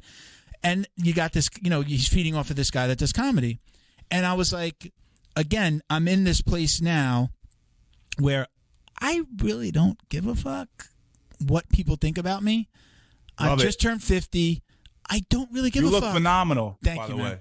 I just like a couple weeks just turned 50, and I'm like, I get it. Like, like the old curmudgeon, get off my lawn guy. Like, I really just don't give a fuck anymore. Like, I had a heart attack. I could be dead. I could have 5 years. I could have 20 years, 30 years left. I don't know. I'm doing stuff for me. I'm building a business like with and for my daughter. Like, those are the things that I love, and I love to do and talk about jiu-jitsu. I'm like, yeah, what's the big deal if I do give my opinion on something or do talk about politics and religion? And watching Mickey, I was like waiting for the MMA stuff. At least from like the clips I'm seeing, I'm like, there's never any MMA stuff, but it's a really good podcast, and it's about everything. It's just like wherever the conversation leads. And not that I want to change this to that, but I'm like, maybe am I holding myself back from really showing my own personality by not sharing those things? But again, I know I've watched stuff and I'm like, hey, asshole, I'm not watching you because I want to hear your politics. I'm watching you because I want to hear this thing that you're famous for. It's like when an actor comes out and starts like all of a sudden preaching about something and I'm like, yeah, I just want to watch your movie. But sometimes it's like, oh, yeah, you know what? Maybe they're right. Does that make sense? Oh no, I think people self-filter themselves, and they go so far niche that it's like you really don't have much wiggle room, and expanding outside of that becomes hard. So this goes back to that same point of being your authentic self. If you can figure out a way to be who Milton is, like authentically, that's fine. But here's the thing with these actors and these people who get super political. It's like, it's not that we don't care about your opinion. Your opinion sucks balls. And not only does it suck balls, it's in line with every other fucking cliche that's perpetuating itself across Hollywood or whatever the norm is anyway. If you have a contrarian opinion, an opinion that is nuanced, that actually offers value, I don't give a fuck about hearing about jiu-jitsu dummies. If you come in and you elucidate me into something that's about food because you're passionate about food, or I don't even drink, you might be into whiskey. You might be able to tell me about some Japanese whiskey, and I'm like, that's fucking dope. But if that's truly a part of who you are and it's layered, I'm all in. Yeah. It's just these actors and these other people, they take these homogenous talking points and they try to fucking force it down your mouth. Like, you don't realize your shit is canned, man. It's canned. So I get what you're saying. I'm moving soon, and I'll have to, I think my voting district will move, and whenever you do your card, you can declare like Republican, Democrat, Republican, or Independent. And I'm pretty much, if I can do it on the card, if I can do it when I change, I'm gonna change it to independent. I actually did no affiliation. Yeah, I did. I'm not affiliated with any of these. Okay. So because I'm in a place where I'm in, I've never said this out loud. I don't think, or maybe I said this, but not on the show. I'm in my Chris Rock phase, right? At my age, right? You're gonna change. Your politics are gonna change as you get older. And what you thought was like liberal becomes a little bit more conservative, right? I'm in my Chris Rock phase where I say I'm liberal on some things and I'm conservative on some things. You remember his special? He says, I'm liberal on prostitution or something, he says, right? I'm liberal on that, right? And I'm conservative on this. So, like, that's where I am, where I start to roll my eyes at, I hate absolutes, right? I hate anything in absolutes. Like, when somebody goes, that's never this, or you could never do, like, first of all, it's like challenge accepted, right? And I'll, Right. But the right, again, with politics, the right and left, I don't believe everything that they say on the left, and I don't believe everything that they say on the right. I'm like, I think if most people were actually honest, like, they wouldn't just follow one tribe. Like, we're in this tribe, and we absolutely believe only these things. I'm past that, where I was for a long time like, no, I'm a Democrat, I'm liberal, I'm this, I'm that. And now I'm in the middle a little bit more.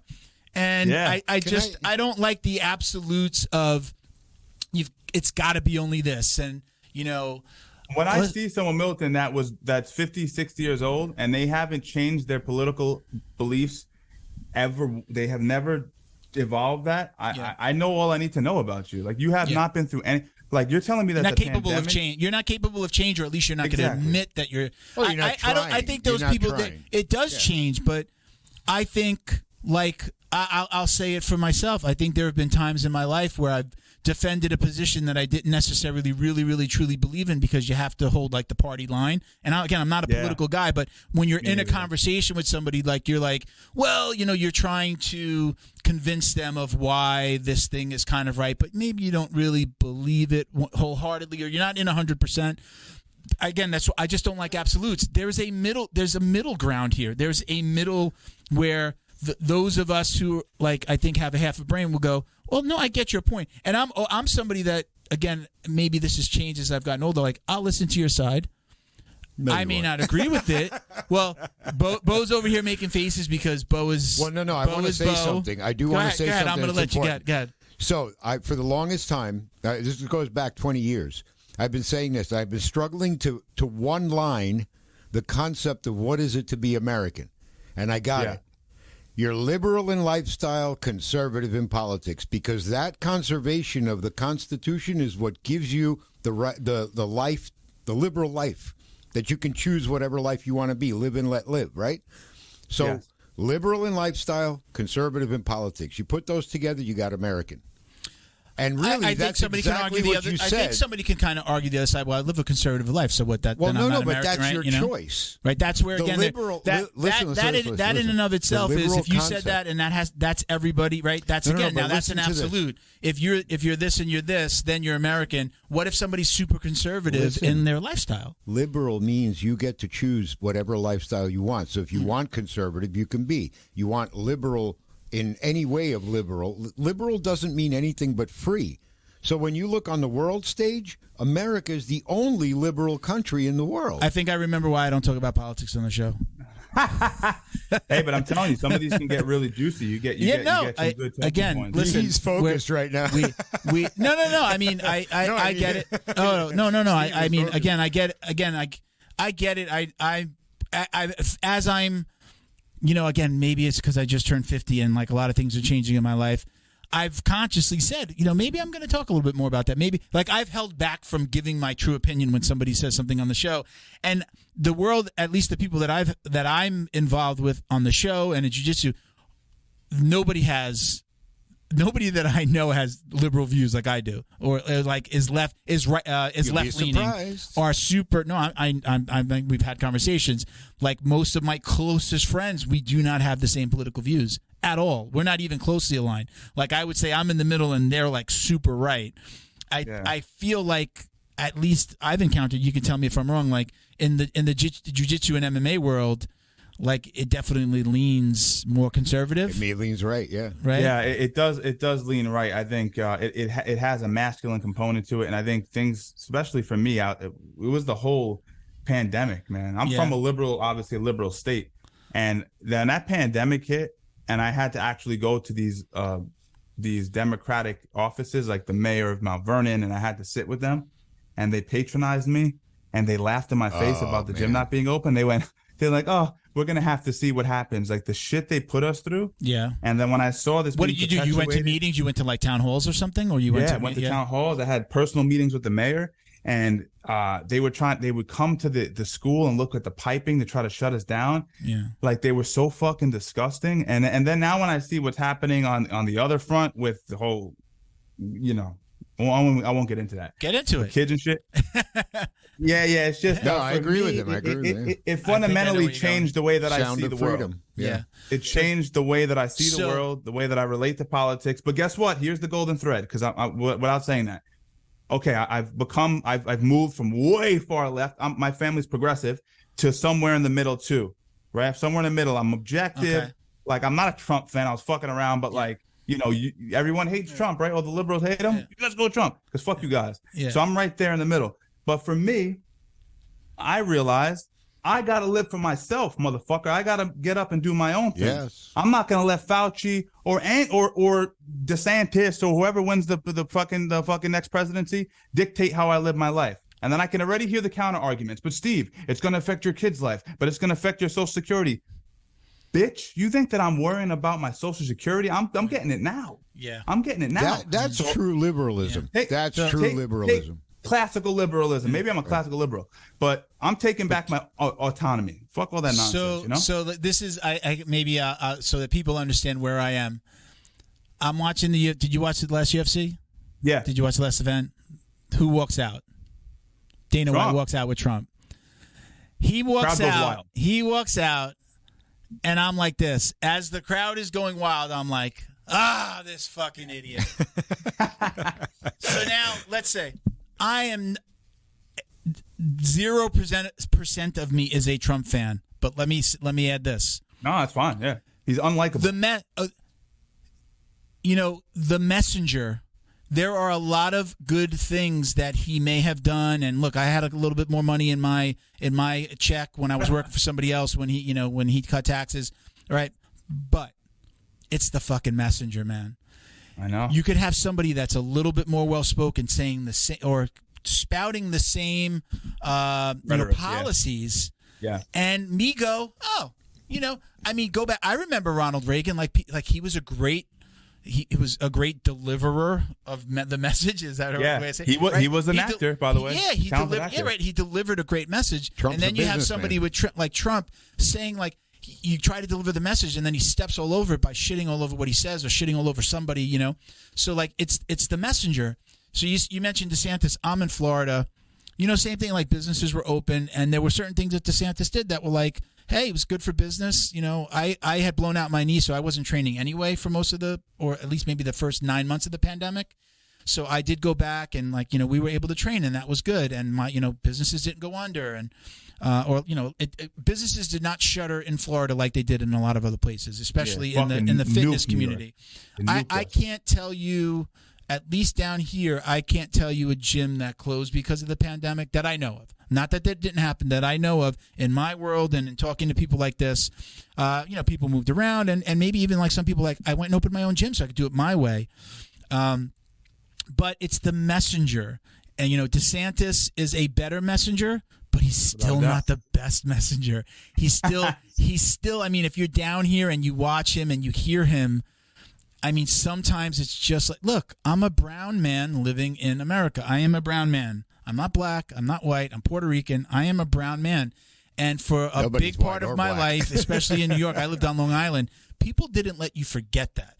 People, it was like always a thing. Like, that's the Puerto Rican guy. Then you can't. Yeah. You can. That's more easily said than done. You can't. No, that's bullshit. You do, dude. Yes, that's bullshit. You can't just like, that's who I am. You can't tell. You can't. No, that's who I let am. Shit go. Everybody. No, you can't. No, you can't. No, but that's different when you're on. If you're out in public, like if you're in a room of white people, they'll make the. I've been in the room. They make the Polish jokes, the black jokes, to this, and they feel like they could say, especially in Long Island at that time. Yeah, but that's in the 70s, 80s, and 90s when I grew up. Brutal.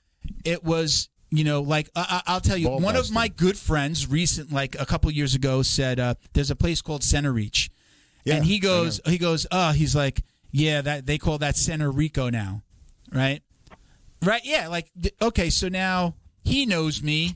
He knows that I don't like that kind of talk. Like, but it's just, if you're comfortable saying that in front of me, what are you comfortable saying not in front of me? So anyway, so fast forward. Like, I'm a brown man living in this country. So certain things you have to know, like it's like knowing your audience. Like you have to be careful what you say. Again, you could say what you want, say what you mean, but you have to understand the way that you're delivering the message. You're not delivering the message to people who've had the same life as you. In Florida, it's Cubans, it's Puerto Ricans. I mean, what do they say? Like West Palm Beach down or Boca Raton down. It's like the further south you go in Florida, it's like the further north you're going in the country because it's like New York. It's like such a mix of like a New York City kind of feel, right? There's just so many people.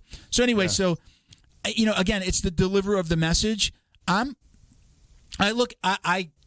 can't see Biden getting reelected.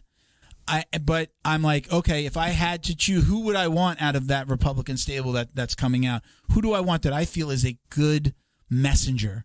Who's going to not make us look like idiots, who's not going to say something like, I could shoot somebody on Fifth Avenue and they'd still love me. Like, you just, basically what you said was, those people are such fucking idiots that I could kill somebody and they're still going to follow me, because that's how I heard it, right? You know what I mean? So again, that's probably the most I've ever talked about politics on the show. But four agreements, I'll say this. Here's the thing, and we can slide that over to branding and how it relates to branding, because that's all this is. Politics is just like a sort of formalized version of branding for the world stage. But the interesting thing for me is I realize that polarization is what actually gets attention. Mm-hmm. So I'll shoot this person on Fifth Avenue or yada yada, or I say something that's maybe racially insensitive if I'm a white man. It's like it'll get the headlines. Maybe it is really who I am. It probably is. But it's enough for me to create that little bit of that rub to get the attention. And the same thing with what we do here. We're going to have discussions. We've already done it, especially for intolerant people on either side. They're going to hear something I said, something you said, and they're going to go, well, fuck this podcast. They're going to turn it off, and they're going to run around. They're going to run off. Good, because that's what we want. Because Milton's authentic self and my authentic self is exactly who I want to broadcast. Okay, you want to have those people. You want those people as your listeners. You want people that are. I want my tribe, and if you most of the people are going to watch because they don't like my opinion. Even better. So polarization, if done correctly, not racially speaking, but polarization on some level is really good. Ideological. And let me say this too. Let me say this about the kind of like the polarization. I think this will make sense. So when I was little, I used to go to Puerto Rico just about every year. My Spanish is still horrible, but I used to go to Puerto Rico just as long as I can remember, probably till it was in my teens. Like, we just went every year. It was just like we went down one like Christmas, and then my family came up like for the summer, or vice versa, right? And I would go to Puerto Rico, and like, I'm Puerto Rican. My mom's light skinned. My dad's a little bit dark. I'm darker than even my dad now.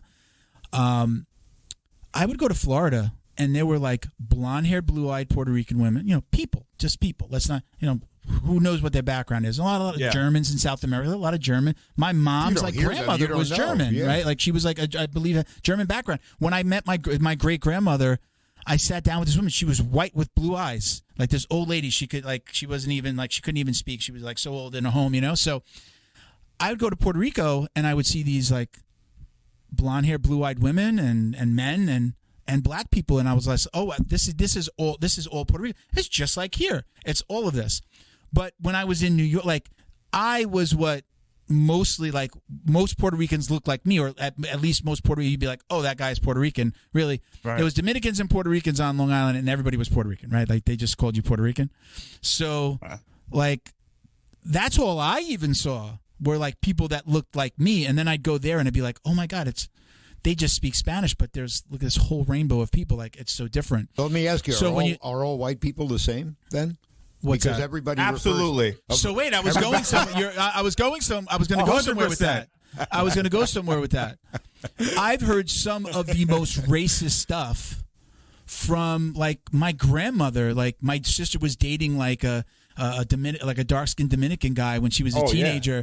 And she would say she was visiting in New York, and she met him, and like they went off, and she was just like, she fucking had a shit fit and told my mom, I can't believe you're letting her date him. Like, they were super racist. So it's like the same everywhere. It's like it's the same everywhere, even within those individual communities. So like, when you're talking about polarizations, everything is polarized. There it's polarized. Like, New York was polarized. It's polarized in the country. Like, but I think you're right. It's like I think I heard something just on the news just recently. I don't watch a lot of news anymore, but I was watching something and somebody says, right, we have to be polarized for them to make money, basically, right? For us to grab the eyeballs, it has to be polarized, right? You've got to have each side. Maybe it wasn't the news, maybe it was just something on social media, but right, you have to have both sides arguing in order for it to be to draw eyeballs, right? Because what are we going to watch? Are we going to watch the little baby shaking a rattle and playing with its mommy, or are we going to watch the train hitting the parked car on the tracks, right? Like, if you put both of those things out, most people are going to want to see the train, literally, right? Right? We call it, like, you can't look away from the train wreck, or that person's a train wreck, right? Ancient politicians learned, they figured this out, obviously. They figured it out back in the day that if you create a bifurcation and you play to the human psychology of right or wrong, left or right, black or white, you can create this disconnect, and then you can sway people, and it works incredibly well. So you see that everywhere. It's just incredible. But on point. They're playing on our own internal faculties. So it takes for us to have that internal fortitude, the self-awareness to go, oh, they're fucking me right now. Discernment. Okay? Yeah. Discernment. I'm not going to let them fuck me. I'm not going to let them run a train on my mind. I'm going to be I'm going to be a fucking man, and I'm going to stand up for my shit. I'm going to, but people don't want to do that. They get on Twitter and they just go with the flow. They're living autonomously. Through the pandemic, I've worked out of my house. I've been in Florida for 25 years, and probably half that time I've worked out of the house, either on my own business or during the pandemic working remotely for somebody else. Like, I've either worked for somebody or had my own business, or even worked for somebody and had a side business going. And I watched a lot. I would just leave. It would be like half the day music and half the day the news. And see, it was almost always CNN. Throughout my whole 25 years here. And it slowly but surely just got like worse and worse. And like watching, like to this day, like I'll watch the news a little bit. I'll have a coffee in the morning. I always tell my wife, I want to watch the news. I just want to make sure the world's not ending. And then I'm gonna turn it off. I put music on. I put on stuff that I like, because if you watch, it could be fucking depressing watching the news all day. Oh yeah. And it's not like I don't care for, okay, there's wildfires here and people are becoming homeless, or right now it's the heat index and like, people are dying because it's freaking it's going to be 117 degrees in Arizona. It's not that I don't care about that stuff. It's that all the other stuff that they put in between all of those stories is all so fucking depressing. And it's meant to be that way. And again, like, and having, I tell people, if when people really start arguing about politics, I say, like, go back and, like, every time somebody was elected, what really changed in your day to day if you didn't pay attention to it? Right. I say like I had a little bit more money when Trump cut taxes. I had a little bit more money. That directly affected me. But I got Obamacare. I had Obamacare for a couple of years. I was on my business on my own, and I went through the marketplace, and I got, so like they were like, those are significant things, but like my day to day wasn't like, okay, what's Trump up to today, or like I didn't have to hear Obama tweet or a Trump tweet. Like it wasn't necessary for me to live a happy life. I could be aware of what's going on. What's that? It's the obsessive component. Yeah. It's this nonstop wash of the same fucking rhetoric over and over. We know what they're doing. Super depressed. I started to just turn it off, and now I watch the news one time. I wake up in the morning. I put the TV on. I've been watching like the CNN has an app on like the Samsung TV. I actually usually put that, but there's three right next to each other in the channels. It's CBS, Fox, and ABC. And the Fox that's there is totally news. It's not opinion. There are no, when I at least watch it, there's no opinion news.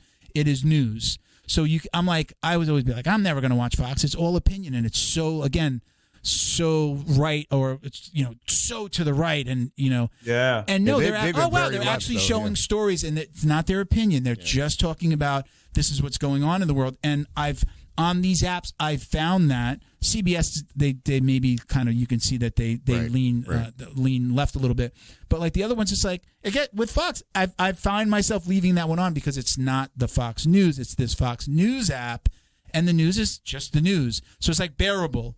Yeah, you might hear a bad story here and there, but they do like, they're cooking with this guy and this chef over here and this guy. Like they're putting like good stories in with even if it's bad, but they're not giving their opinion. And I guess like that's part of what bothers me with some of the news organizations. Like I'm hearing their opinion, but their opinion isn't the news. That's an opinion. That's like a talk show. That would be like This is Oprah, my take. Right?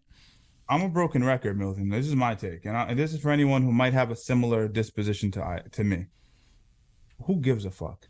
Who gives a fuck? I still have to pay my mortgage. I don't give a fuck. Right. Yeah. So, and here's the thing: if you do a little bit of research on marketing, you'll learn about a guy named Edward Bernays. He realized early on that these companies wanted to figure out how to get females to smoke cigarettes, and obviously it was a very masculine thing. So what he did is he figured he'd get all these beautiful women to stand on the side during a parade, dressed scantily clad, and smoke cigarettes, and have paid photographers come out and take photos. They published that into the newspapers. They realized that people will go wherever the interest or the energy is disseminated. So in other words, if I put this up in an image and say, this is now true, it makes you more feminine to smoke. It was all constructed. It wasn't real. Women started smoking the next day, and it became a normal thing thanks to Edward Bernays. And he did this. He's a pretty malevolent guy when you think about what he's done. But this is now a part of the news structure and every bit of information that gets sent out across the internet. As soon as CNN made that switch in the 90s from I think it was the 90s, 92, 93. I saw a documentary on it. They made a switch from news to this weird sensationalized, and Fox, forget about it. Opinion, but they made the sensationalized jump. It's just like, God, you don't see what's happening? Yeah. What are you doing? Worry about yourself. The example a similar example that I use is wedding ring, engagement rings. That wasn't always a thing, right? Yeah, like it was, but it wasn't. That wasn't always a thing. That was constructed by the diamond industry. Like, you should propose and put this ring on her finger, right? That's not like in the Bible. That's not something that goes back hundreds of years. That's like, I believe, like early 1900s newspaper print, right? That wasn't a thing. Like, if you think of like a movie that maybe you've watched, like a period piece, like when a man proposed to a woman, that wasn't like, and let me put this ring on her finger, right? That's like what was that? What did that be? A 20th century concept, right? The 1900s, right? 20th century. Right. That'd be like a 20th century concept. Somebody can correct me if I'm wrong, but right, like that's my example of like older, what you said. It's the modified. Thing. It's an older concept, but it's a modified thing. But the diamond ring, like Santa Claus, the diamond ring, maybe not an engagement ring, but the diamond ring was constructed by the diamond industry. Santa Claus, like you should be doing this, So Santa Claus went from Saint Nick to the Macy's version of Santa Claus, which was the marketed version. Yeah, yes. I mean, most of that, even the freaking Bible is half of it is marketing as opposed to truth. It's so Bernays, actually malevolent or not, what he did great was to expose this aspect of human psychology that people can be so sheepy sometimes. If they're not careful with their psychology and guard their minds, they become sheep of ideas. And if you just feed the idea with some boobies or some candy or some sugar. Boobies work very well. Right? Yes. Right? So, boom, you attract people and they just kind of flock to it like flies to poop. So, it's funny when I talk to clients about social media, like we handle social media, like we'll do postings for clients, and we have a program that we do. And I'll tell them, I'll say, look, like we're doing it for this reason. We're using like the social media. You're a business. We're using the address. Like every social media site, with the exception of Threads right now, like you can create a business account and have an address, right? Have your physical address on it. And now it becomes a directory and Google picks it up like that, right? But I tell them, I'm like, unless you're showing TNA, unless you're going to unless you're like showing, like, like these chiropractors that do like the back, like the cracking the back videos with the little mic on the back, like, they found this way of making their practice bigger, or using social media to make their practice bigger. Said unless you're ready to do something like that, or there's something so interesting, or you're going to show a picture of a dentist, like you're going to put a boot on somebody's face and pull somebody's tooth out and make it like entertaining. We're using social media for the value of its the directory aspect of that. Now you have an Instagram, it has your address, so now there's another directory with your address on it. It helps move your Google business profile up. Right, that's how we use it. But I have those conversations all the time where I say, like if you're looking to build your following, like it's not gonna build just from us putting out like the services that you offer. Like it's just not gonna move unless you're doing paid ads. Unless you're showing it's got to be something really spectacular. And most companies or businesses, especially the ones that I deal with, small and medium-sized businesses, they don't have a budget to be doing that or the time, right? So that's the issue. Social media is a lot different. Like you just it doesn't grow like that. And let's go back. Let's talk about something that's kind of okay. This is, I think, newsworthy, and then this is a social media thing. Talk to me about your take on Elon and Zuckerberg. This whole thing with them going to fight. Like this is like, again, like this talk about like opposite sides of the spectrum, right? You've got like you got like Zuck on one side, which I think most people would say like super lefty liberal, and then you've got Elon who's very verbal and using his social media platform with really saying it, I think, a little bit more directly than maybe Zuck is. But what is your take on this whole thing as somebody that understands fighting and jiu-jitsu on top of it? Besides the politics or like this, and the news of it, talk to me about the whole thing. Give me your thoughts. Yeah, so if we don't want to get into the fact that I believe that this might be some weird psyop that's going on, but we'll get. I agree. Who's telling me? Like people call Zuckerberg a CIA agent. Was that you, Bo, that said that last time we were here? The CEO of Anheuser-Busch actually was a CIA agent for 5 years. Clandestine ops. Yep. Okay. Wow. All right. Let's toss it to. Go ahead, Steven. Go ahead. I didn't mean to interrupt. Well, for me personally, I'm not a huge Zuck fan. Just the way that he handled our information on Facebook, he's had so many flubs with that. It's a little creepy. And now he's doing jiu-jitsu, and he's like hanging out with Adesanya and like on boats all weird and shit. Like, what the fuck is going on? I don't care for the guy. It's weird to me. Pretty sure he's a lizard, but Elon Musk, though. Elon, I got to rock with Elon because Elon, I'll tell you why. Because Elon is obviously in the Danaher squad, George St. Pierre. These are my mentors. Yeah. All right. So I'm rocking with Elon thoroughly. Now, what I will also say is, who do I think is going to win the fight, though? Yeah. Elon. Zuck's going to beat that ass. You think? I'm going to tell you why. Zuck is shredded right now. I saw him with his shirt off. He's dented up. He's diced. And not only that, he's competing.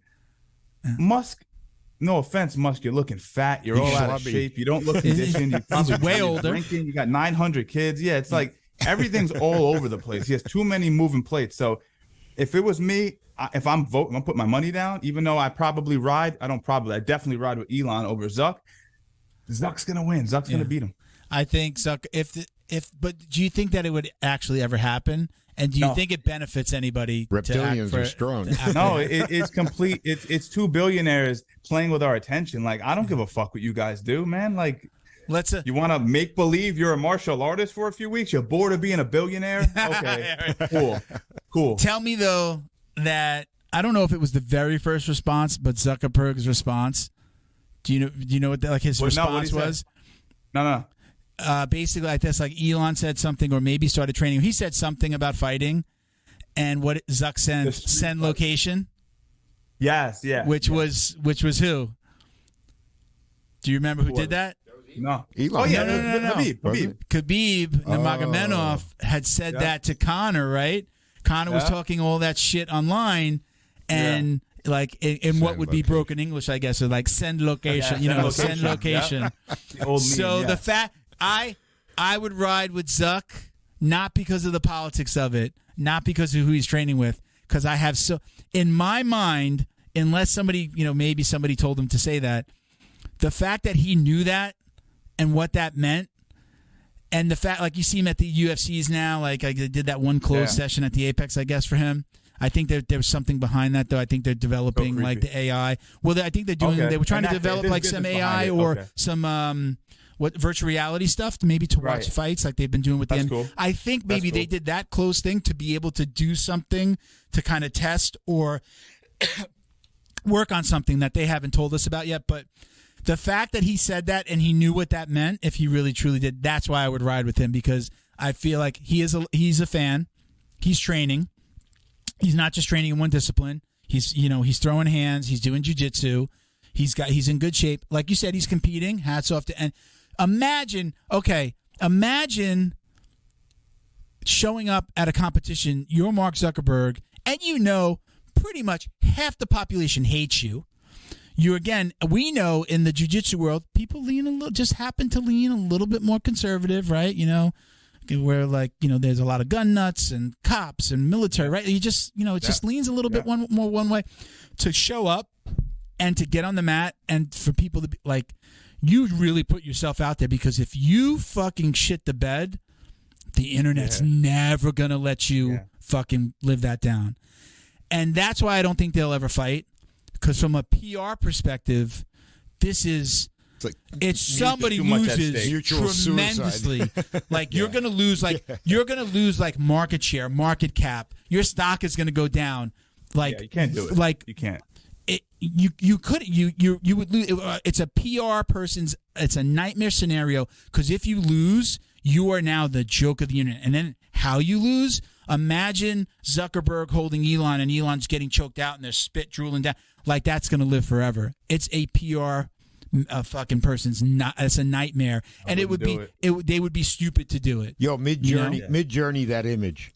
What's that? Of Zuck choking Elon out, and he's got drool coming out. How many times people want to fight like Rogan or who's Blade? What was his name? Wesley Snipes was gonna. That was Wesley Snipes, right? Like they were. It's a lose. It's especially if one person's just better and training more.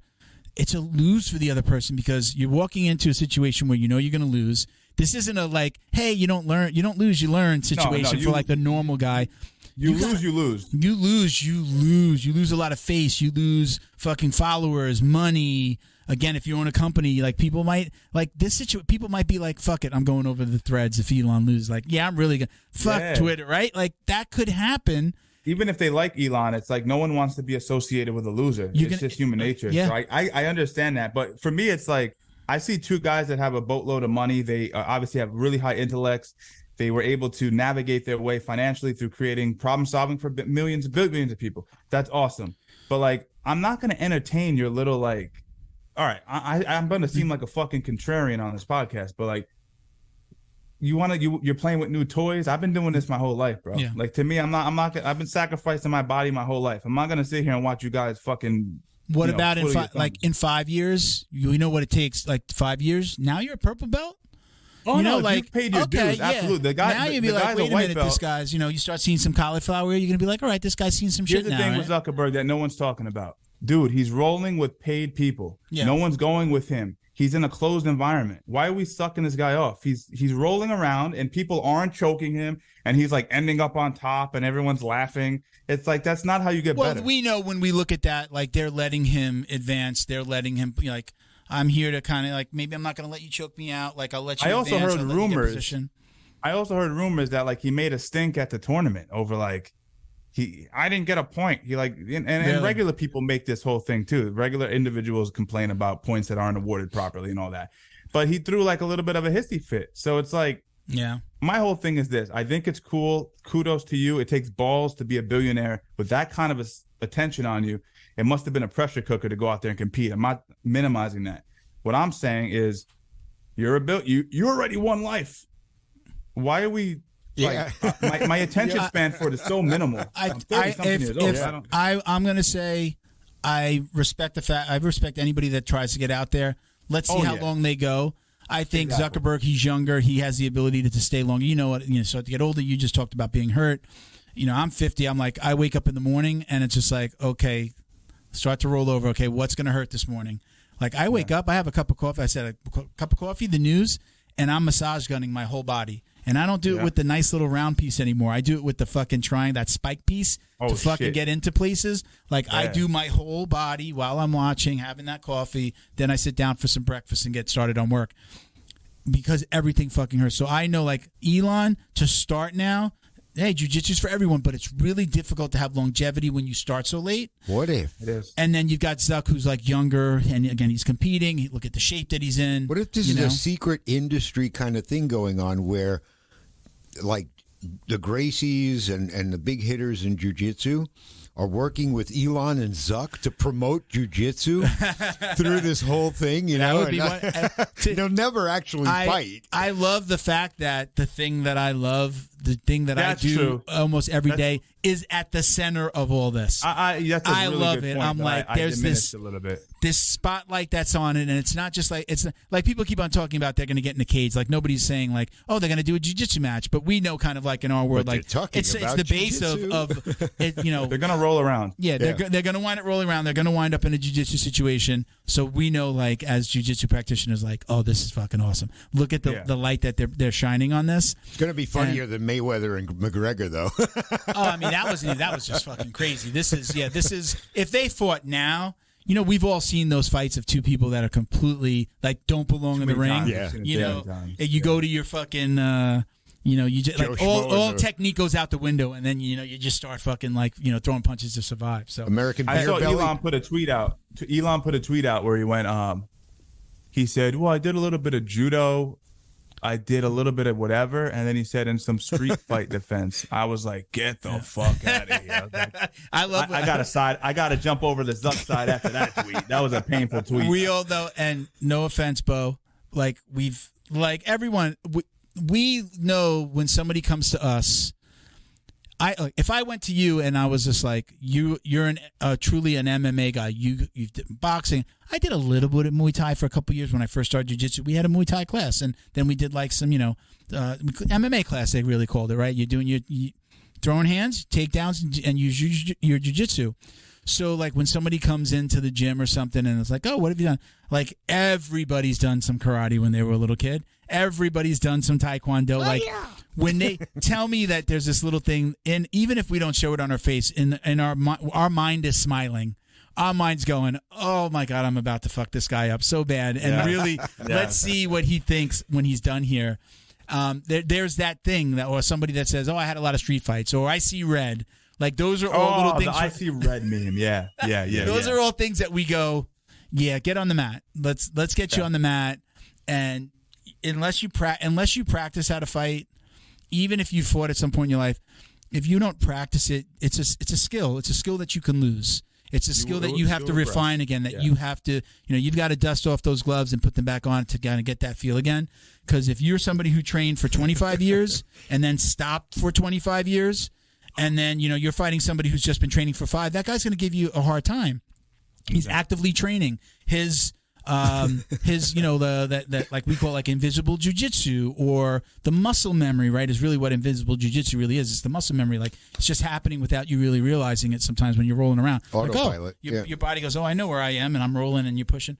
Listen, I can just look at Elon, brother. I look at him. You're built like a bag of milk. Like he's done. You're done. A bag of milk? I've never heard anybody say that before. I like that, though. He got tits. He looks horrible. It's like let's give him some time. Looks like he had the kids. Rogan will get him on some TRT. There we go. Rogan will get him on some TRTs and be like, listen, if you're really going to get in there with Zuck, we need to do this. He does look strong, though. He's big. He's a big dude. He's big. He's a big dude. Looks strong. He's a big dude. Imagine if he trimmed down, I'd give him. How old is he? Is he in his 50s? I don't know. 50s, right? Yeah. He's like a flabby bull. I got a couple of listener questions for you, and then we'll let you go. Yeah. We're running long, so I don't want to keep you forever. So we had Michael Alvarez, 22, on Instagram says, high reps or heavy weights in the gym, and why? High rep? I'm sorry, one more time. Yeah, he's talking about lifting. He says, high reps or heavy weight in the gym, and why? Well, I don't say this or that. I think that's a flawed way of looking at it. Everyone looks at me. If you've watched me train in my comeback at 32 years old, after 12 years of not competing, a lot of what I did was high rep stuff for competition, and it really did. It helped me tremendously. Yeah. What I do now, as I actually went down, I would always do 25 reps per exercise, and then I would do bands and the conjugate method. But now I do super heavy majority of the time because I'm after certain things. So if I was competing, I'd probably stick with a majority high volume situation. But if you're looking for bone density and you're getting older and you want to just stay active and stay in good shape and look good, I tend to lean like heavy a lot of the time, and then I'll dice it up once or twice a week with high rep. But this is the thing. I lift every day. I lift 7 days a week. My thing is this. don't get married to either one. The bodybuilder is going to say, do it this way. The powerlifter is like, you got to do this. Absolutes, and right? Again, absolutes. I hate absolutes. Back to the point. Fucking no drives me nuts. So, I would say the same thing, just a little bit differently than you're saying it. But for me, if I want to win in the gym, I'm not competing, and I'm just like in the gym. High reps, get big, get large, like smash everybody in the gym, which you shouldn't be doing anyway. But I'm saying, right, high reps is going to give you that. You're going to be heavier. You might get tired. You'll be able to like stall a little bit. If you're going to compete, then high reps, I would say stay a little bit more lean. You'll be faster. Yes. I don't know about the lactic acid with big muscles and stuff like that. Like, you want to be lean, you want to be trim, you want to be fast, you want to carry a little less weight if you have to for your frame. So that's how I would say it. So we have another question. It says, this obscene cuisine. That's the Instagram handle. He said, my question for Steven, what does he think will be the next big revolution in jiu-jitsu or MMA? And by revolution, I mean things like how the rear naked chokes went from pushing behind the head with the non-choking hand to hiding it behind the back, right? So we're talking about like, going like this versus, putting it on the shoulder. Like that's a real subtle thing, yeah. Yeah, but I'm not asking him about subs in particular. Can be anything from takedowns, sweeps, escapes. So what do you think the next big revolution is? I think something that should be utilized that's not getting utilized is cradles. I think when you're getting into fights where there's no you're sweating and whatnot, I think the use of cradles is a really strong tool for you to slow the pace of the match down, make your opponent less athletic, and then slowly start to work your game. And I've had this discussion at length with Danaher, and he's never verbalized this publicly, I don't think. But I've been, even before I got back in there with him, like I was huge into using cradles and teaching those. I have my own system for cradles that work well for MMA. Okay. That's number one. Number two, slightly more sophisticated, is I'm a huge fan of Oshiro X guards or leg entanglements where your head is positioned behind their back for MMA. So they say leg locks don't work. Well, one is you're going for outside ashigarami positions with your foot on the hip. Yeah, he's going to peel the heel. I'm going to smash your head in. But if you bring that foot across the hip, you create reaps. You turn the orientation of his upper body. It's harder for him to strike you. But we can do one better. We can create leg entanglements where a head, and we call those Oshiro positions, where my head is positioned towards his back. That gives me backside attacks for leg locks, but it also gives me off balances where I can play from there with my head. If you can visualize an X guard where my head's behind his heel, as opposed to in front of his foot and shin, that gives me the ability to now attack my legs, wrestle up, sweep, but not have the fucking downside of like, he might just crush my head in. Right. Exactly right. So I would say that Oshiro-oriented or rear X-guard leg entanglement positions and the use of the cradle. Right off the top of my head, I raised my hand with cradles because I've been using cradles a lot. I hadn't for really a long time, but we do we do a lot of Z-guard and lockdown. And like my coach has a really good little system from lockdown to like to a sweep, once like letting the lockdown go and then sweeping. So it involves like, right, you got to kind of dive under. You're gonna grab a leg, maybe you get really close. So I just started going, oh wow, your head and your knee are really close, and doing cradles from there. And then they wind up letting something go, and then I just put a little bit of weight on them and then push them over, and then now I'm inside control. So I've been using it a lot lately because of that. Not that I did it all the time, but I did wrestle a little bit in junior high, and I feel like even though that's like feels like such a long time ago, I still use some of those little things, just little tidbits, and a cradle is one of them. And I've been doing, and some of my training partners are like, "What the fuck?" Like they don't realize what's going on because now all of a sudden they're stuck. They're trying to like extend and extend the, now they can't extend the leg and keep the lockdown. Love it. Cradles are like one of my favorite things for control. The cradle from Z-Guard's cool because if he overextends to try to break your grip, he gives you half guard. Yep. If he stays balled up, you backstep and pass the side control. So you got a good system going. Yeah. It's awesome. I love it. So, all right, those are the two questions that I picked. We had a couple more, but again, they usually fall into general.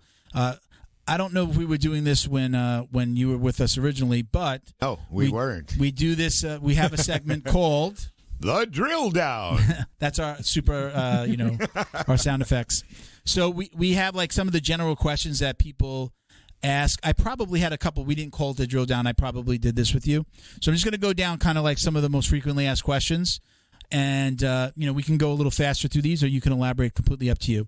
So preference, gi or no gi? I train more no-gi at this stage in my life, but I think as I get older, I trained at a time where you had to do gi to get your black belt. So I'm a gi trained athlete, but I've kind of moved away from it as I've gotten older. But I think it's going to be a full circle situation where as I get older, I'll probably train more gi and slow things down a little bit. Takedown or pull guard? Takedown. Yep. Music during rolling, yes or no? I'm a musician. I can't pivot the fucking computer, but I got a nice Jaguar sitting right there. Fender Jaguar. But no, I turn it off. I like to have my senses fully engaged in the process. Yeah. For okay. me. See, I love. I didn't expect that. We did an open mat last night, and it was funny because he doesn't like on the weekends. My coach will put the music on a little bit louder, like it's usually because we have like a little bit instruction, but then on open mat, so it's usually like 2 hours. Hour of drilling and then an hour of just an open mat. Now during my classes, I would put music on a lot of the time, very low. So it's not that I wouldn't do it for a class. It's just for me. If I'm going into a room, I have a weird perspective on the way I like to. Last night, man, he was playing like some freaking dance music and some Brazilian like electronic music. I was loving it. I love it. I love it. And I've always said like I like when if it's a song that I know and like I know the words. If I'm in an advantageous position, or even just I joke around I always talk when I'm rolling. I'm always joking around, whether I'm getting my ass beat or I'm beating somebody. Like I'm talking, I'm joking, I'm saying something. So I love when it's a song, especially if it's like an uncomfortable song for a grown man to be singing to another grown man while you're like on his back. I love those and just like to start to sing the words. I love it. Yeah. It makes everybody uncomfortable. And honestly, like there's a little part of it when I'm talking during a roll that throws people off and they lose. They're like, what is he saying? And then like they're concentrating on the words and not on where we are. WAP. So I kind of like mess with them a little bit. It works. You're singing WAP behind them? Do you are you still you're putting out content? Are you watching a lot of stuff? Do you watch like instructionals? Do you watch jiu-jitsu videos? Are you looking at what other people are doing for your training? Or do you not watch other people's stuff? Or is it more research now than anything for your own content? It's more peripheral for me. I'll see someone's stuff if I think like usually a lot of time it's wrestling more than jiu-jitsu. But I'll see cool stuff. I saw Lachlan guy was doing something recently that I liked. But yeah, I'm not like outwardly going for it. A lot of what I'm doing is, what I learned from my instructor is we go and we study the past. And then we try to apply that to problems that we're maybe facing now in martial arts and just reconstruct it in a way that's applicable. So I have a different approach to it. But again, peripherally, I'll see stuff. If I like it, I'll drill it. Do you have anybody like favorite people that you watch or favorite competitors that you like to watch? If they're I know you said before, like who's really putting out great content? Is there anybody that you would watch? Competitors? Competitors or content creators that are putting out stuff like, oh, wow, I can really learn something from that person. Let's say without putting Danaher into that mix. I don't Danaher. Damn it, man. I don't really like, I don't see a lot of stuff that I like in the space, but I will say, what was the first part of that question? I want to give you a good answer. Well, I was going to say, are you watching content? Do you watch jiu-jitsu content? Do you watch MMA content for anything other than research, for enjoyment, or like, oh wow, I really like that move. Let me go try that in the gym. I just don't see anything good, man, when I watch it. I don't see anything fun and exciting and novel. I see cool moves. Is it kind of like an accountant doesn't want to go home and do math? I've also been around for a very long time. Yeah. Say that again? I've been around for a very long time. So I'm a little jaded. Yeah. And it's funny. I mean, you've trained with like the guy I don't want to say he inspired. It definitely inspired the way, I guess, instructionals are done now. Like when you're talking about systematizing things. I mean, that's Danaher, right? I mean, was anybody 100%. Really systematizing it? Do this, do that, like explaining it. I do like to hear, like I know people joke with Danaher a little bit here and there, like, oh, God, those Danaher videos, it's like a 12-hour instructional. Like, it's cut it, and a lot of it is him talking and explaining. I actually like that. I don't want to just know how to do something. I want to know why. Like when you talk about breaking mechanics or like this is where the move came from. It's a way for me to digest the information and kind of catalog it a little bit better. It's like when I listen to a song, I might hear a song and I'm just like, but then I see the video. And then I'm like, oh, and then somebody goes, my daughter might be like, oh, you know why she made that song? Because she was in a relationship with this guy and he blah, blah, blah, blah, blah. Yeah, and context is important. Right. Like but now I remember the the artist, the name of the song. I start remembering the words. I don't change it when it's on the radio because now I'm consuming it a little bit differently because I have all that context. It's the same way with jiu-jitsu moves. Like if you give me a little bit more explanation and we're talking about it a little bit longer, I can digest it. And again, my mind will catalog it differently. I guess it's like the whole like hearing something, listening to something and watching something, right? You can learn better if you're, like reading it, watching it, and hearing somebody explain it versus just here's this book on how to do it. Right. Yeah. You have multiple senses. Right. So and that's the way I like to learn. So I watch a lot of stuff. Most of the time it's just like I'm not really going to YouTube and like watching instructionals. I go to YouTube to watch, like maybe see what a guest is up to. Maybe because I'm going to have them on and I want to see if they've had other podcasts or what's new in their life. But most of the time I'm following them on Instagram. So like I'll see it through there. But I do love Brendan McCatherine. I think his stuff is super on point. I get other people have kind of done variations, but he does the 1 minute jiu-jitsu hack. So making my jiu-jitsu better versus teaching me a move in like a long format.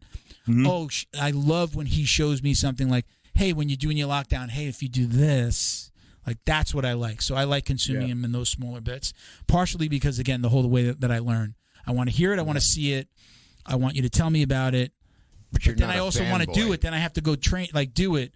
But you're not a fanboy. Yeah, unless I'm sitting with like a training partner, it's really hard, or have a good a jiu-jitsu grappling dummy. It's hard for me to watch an instructional without like literally having my partner next to me, like, all right, dude, let's try that. Let's do that and see where it is. Right? I don't learn like that. So I like what would you call it? Micro content. Like I like the smaller stuff. Yeah. Yeah. So ultimate goal, like I usually ask people, what's your ultimate goal in the world of jiu-jitsu and MMA? I'd like to know what's your ultimate goal with what you're doing. I think you maybe touched on it before about like selling kind of the properties, but what is your ultimate goal in this world of content creation and jiu-jitsu in the MMA world? What are you thinking? I brought up that AI stuff and what I'm doing underneath that as just a means to hopefully help people in the space monetize and think outside of the scope of I have to be this person because I like jiu-jitsu. So that was, I wasn't even going to bring that up, but that's good value. But realistically, none of that is my life goal. My life goal is 100% to build the man that I want to be, to build the man that I'm proud of and give him to the world, offer him off. All I want to do. That's all I think about. I get up every single day about how can I. If you watch my stories, you'll see that I'm really the guy that I'm saying I am. I wake up every day. I'm accountable to my people. I answer every single DM. When I was going through that big growth before my injury, I didn't answer a single DM. I didn't even talk to my friends on DM. They had to text me. I was completely isolated. I learned so much about myself. My whole goal is to give everything away. And any jiu-jitsu guys were like, well, I don't want to give too much away. No one's going to buy your shit anyway. This is how you get people to buy your stuff. You got to give away all the information, but sell the implementation. So for me, I'm 100% giving away myself to the world every single day to become a better boyfriend, a better son, a better man. And I'm going to do that till I die. I'm going to master my habits until I die. Everything else, I don't give a fuck about. It's a byproduct. Talk to me about it when you talk about answering every DM. Excuse me. Sometimes it could, I'm on way smaller following than you. And it gets difficult. It's not difficult to answer somebody, but it's difficult when that turns into a conversation and a back and forth. It gets a little hard. And maybe for me, it's like, this is one of my jobs. I have a marketing company that I run. Yeah. And then I have, has become part of the business. The way that it's become part of the marketing company is that sponsors have become clients and clients have become sponsors. Unintended consequence. You have a podcast? Mm-hmm. Hey, what does it cost? Hey, can I do that? Can we put the thing? Yep. And blah, blah, blah, and then and vice versa. Hey, I'm sponsoring the podcast. Oh, you build websites? Hey, could you help us with our website? And then that happens, right? But again, unintended, but it definitely it has happened. But how do I get to those people? Like, how do I? How do you does it turn like? My point there was like I don't feel like I have time in the day to wind up having conversations. Like a little heart on something sometimes as impersonal as I feel that is. I give them the heart. Let them know that I saw the content that they sent me or the comment that they sent. Is that not enough? Am I doing a disservice to my listener or to the follower? This is what I do, and I suggest a lot of you guys do this. And you look at my comments. I don't answer a lot of people back in my comments because it's like, oh, the white guy's beating up the black guy, and they make it racial. It's like, dude, you're a simpleton. I'm not engaging in that content, in that comment. But people will DM me stuff, and they'll send me a reel and say some really low IQ statement about the reel. Whatever they want to share, it's coming from a good place. I don't answer those. Yeah, you know. So just to be clear, but I got people that are talking to me about how to improve in this way. How did I get to where I am mentally, physically? Those things. I got an email. I got a DM the other day about a person who this individual loved very closely committed suicide. I get those more than you guys would realize about, like, because people feel like they can open up. They think they know you, similar to what we were talking about at the beginning of the podcast. So my whole thing is this: I'm going to make the time for those people. I'm always thinking, I don't give a fuck about myself. I take care of myself in the morning so that I can be there for who I need to be there for. I'm autopilot. Like this experience talking to you has been great. We've been going for 2 hours. I'll go for another 5, and I'll just keep going because I'm in flow state. I'm not thinking about Steven. I'm thinking about the listener. Mm-hmm. And I just try to do that every day, Milton, as purely as I possibly can from the bottom of my heart. I just want to help people, because every time in my life, most of it, where I didn't give people what I know I could have given them because I'm a selfish, self-driven, A-type personality with a big mouth and a lot of ego, I was miserable. My life went to shit, hundreds of thousands of dollars. I was miserable. So I said, you know what? I'm going to give it all away. And I've been as happy as a pig in shit since then. So I answer those damn DMs if they deserve my answer. I had this conversation with my daughter yesterday, and I'll just say this part. I won't go into the whole conversation, but we were talking about, like, basically like power of the secret, or really karma, like putting out good energy. Yes. And I said, I'm going to knock on wood right now. I'm big, but I'm like, don't jinx yourself by talking about something. But I told her, good things happen to me when I treat other people well. With the business, we over deliver for every client. She's like, but they're not paying for that, right? Like, I'm training her, so she's new in the marketing world. She's 30 years old. Right, she's a teacher. She's new in the marketing world, so I'm telling her, I'm like, no, I'm never going to have a client come back and be like, oh, but you didn't do this. I'm like, that never happens. But at the same time, I'm never going to give them the opportunity to be like, oh, but you fucked this thing up. When I'm like, hey, remember when I gave you those free cards and the free postcards and the business cards and the this, and we redid all of your cover photos for all your social media when it's not included in your program? We over-deliver because they wind up giving you a referral. They're just appreciative of it. And I don't do it just like, I said, you can't do something to be like, okay, universe, what are you going to give me back? You do it because it's the right thing to do and it's a good thing to do. And you wind up getting rewarded. And I told her, I had a conversation with somebody else, and I explained this to her. I said, I never quote rappers. I said, and I couldn't give you the exact quote, but Kanye West, I think it's in the song Click, he says something along the lines of, all this time I've been asking God for stuff, and like he's thinking like God is not paying attention to me. And then I look around at my life and I go, oh, he's been paying attention to me all this time, right? I just elaborated on Kanye's line, but I said that's the way that I look at stuff now. Again, this is like post-heart attack. My mindset definitely changed after that. Now I'm like, I want to live a good life. I'm not going to be here forever. I'm not scared of dying. I was in bed, like, what's going on, laughing with people were walking into my room going, you're laughing. How bad could this be? I'm like, I don't know. I'm not in pain. I had a heart, but it wasn't painful. So it felt like somebody was sitting on my chest for an hour, and then it went away. And then it was like, you just had a heart attack and you're 80% clogged. Like, we got to go in there and put stents, right? So, like, I told her that, though. Like, I said that, I'm like, basically, you need to be appreciative of what you have and know that sometimes when you're going like, oh, fuck, man, this thing is bothering me. I'm like, just remember about all the other good things that are happening in your life and look at the life that you have. She was a teacher. She now works from home, makes her own hours. She goes to the gym in the middle of the day. She's just like, the only downside is like she doesn't have summers off anymore. She's been like away for like 5 weekends this summer where it was just like off on Friday, like took the weekend, did a little bit of work on the road. But I'm like, look at your life. I want that for you. I want you to, but you have to give that out to the universe and show your appreciation. You can't just be upset about the thing that you don't have, so that's how I explained it to her, but I'm a big believer in that. What you're so many saying people is like, are paying karmic debt constantly. Give, give until it hurts. I tell her, my personal life, if I have a dime, my friend has a nickel. Like, that's the way I think you have to be.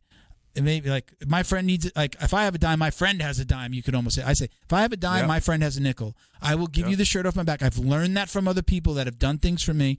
But if I believe if you operate in that way, then things that, like, the universe rewards good people. They say like nice guys finish last. I don't believe that.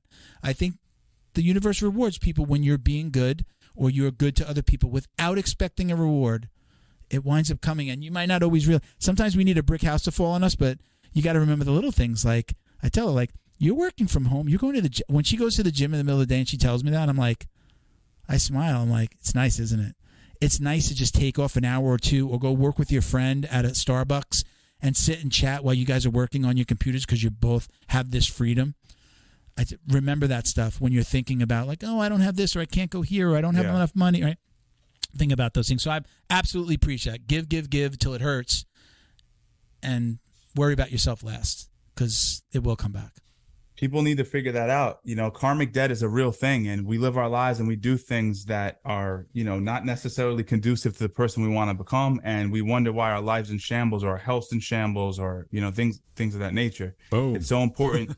And this has been I'm reiterating this over and over in the podcast, but so much of this is like building the man or the woman, because you may have obviously some female jiu-jitsu players, building that person up every single day meticulously, 7 days a week.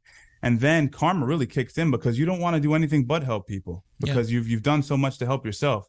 And that's when that karmic wheel starts to kick in for the better. Yeah. But you can win all the fights you want, by the way. You can go win worlds tomorrow and still be a piece of shit who like treats his girlfriend like garbage and is just a real toxic person because you haven't fixed the things that need to be fixed. I was the unhappiest in my life at the job that I made the most money I ever made. I was making close to $200,000 a year. People were like, "You're leaving that job," and I'm like, "I'm miserable." Yeah. My last year I made $186,000 in my last year at that job, and I was miserable. I hated my life. I opened a T-shirt company. I started working from home. We were putting out funny T-shirts. It was so much fun to just be sitting there laughing all day about the ideas that we were coming up with. Yeah, I hated my life at that job. And things went down, but I learned so much from that stuff. Like, I left this job. I wasn't making the money. The T-shirt company didn't take off. But I wound up learning, and if it wasn't for that, me leaving that job, I would not be here right now. I might not have ever started jiu-jitsu. I might not have ever done so many of the things that I'm doing. I just wouldn't be here. And life is good. But I'm not like counting, oh, this is good, this is good, this is bad. Like, now it's just like, you're just living and be good, and those bad things will turn into good things at some point. Does that make sense? And you knew, it makes complete sense. You knew right there that job that you were doing, even though it was paying you a boatload of money, wasn't in direct alignment with who you are as a person. And so there was a disconnect, there was no congruence, and you were in pain. So you left it. But the universe is crazy. There's always compression and expansion.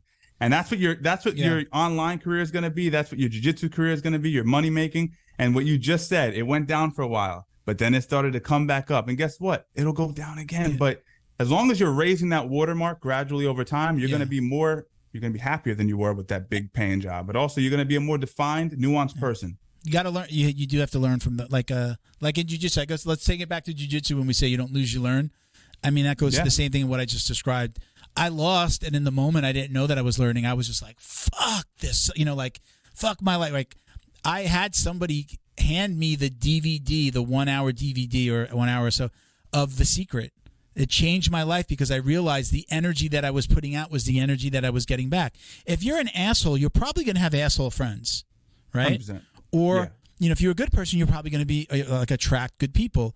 There's another way somebody else puts it, like you are the, what's the word, not collection, but if you show me your three best friends, your 5 closest, exactly. Right. Like, you are the closest friends you have. Like, you are made up of the people that you keep around you. So if you hang out with a bunch of assholes, you're probably also an asshole. You're not the good guy in that group of assholes. Yeah. You hang out with good people, you're probably a good person, right? No, you become one. I mean, it's just like, I'm only surrounded by jiu-jitsu people. Other than Bo, I think Bo is the only non-jiu-jitsu person that I speak to, and he's involved with this, so he's like guilt by association. He's a jiu-jitsu guy because he does the podcast. But I'm peripheral. my world is surrounded by everybody that I talk to is some way, shape, or form related to jiu-jitsu.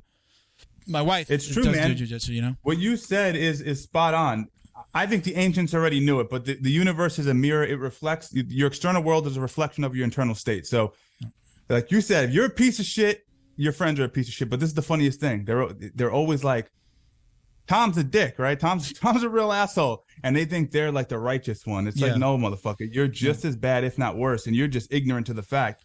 But that's why, guys, clean up your shit. Get your accountability. Get yourself clean. I'm never pointing that finger like, that guy's an asshole. I never say like, that guy's an asshole. I'm just like, okay. Dude, me all the time. No, that guy, in my mind, I might think that guy's an asshole. So instead of telling everybody that he's an asshole, I'm just like, well, I'm just not going to associate with that person. I'm going to be over here. Yeah. So.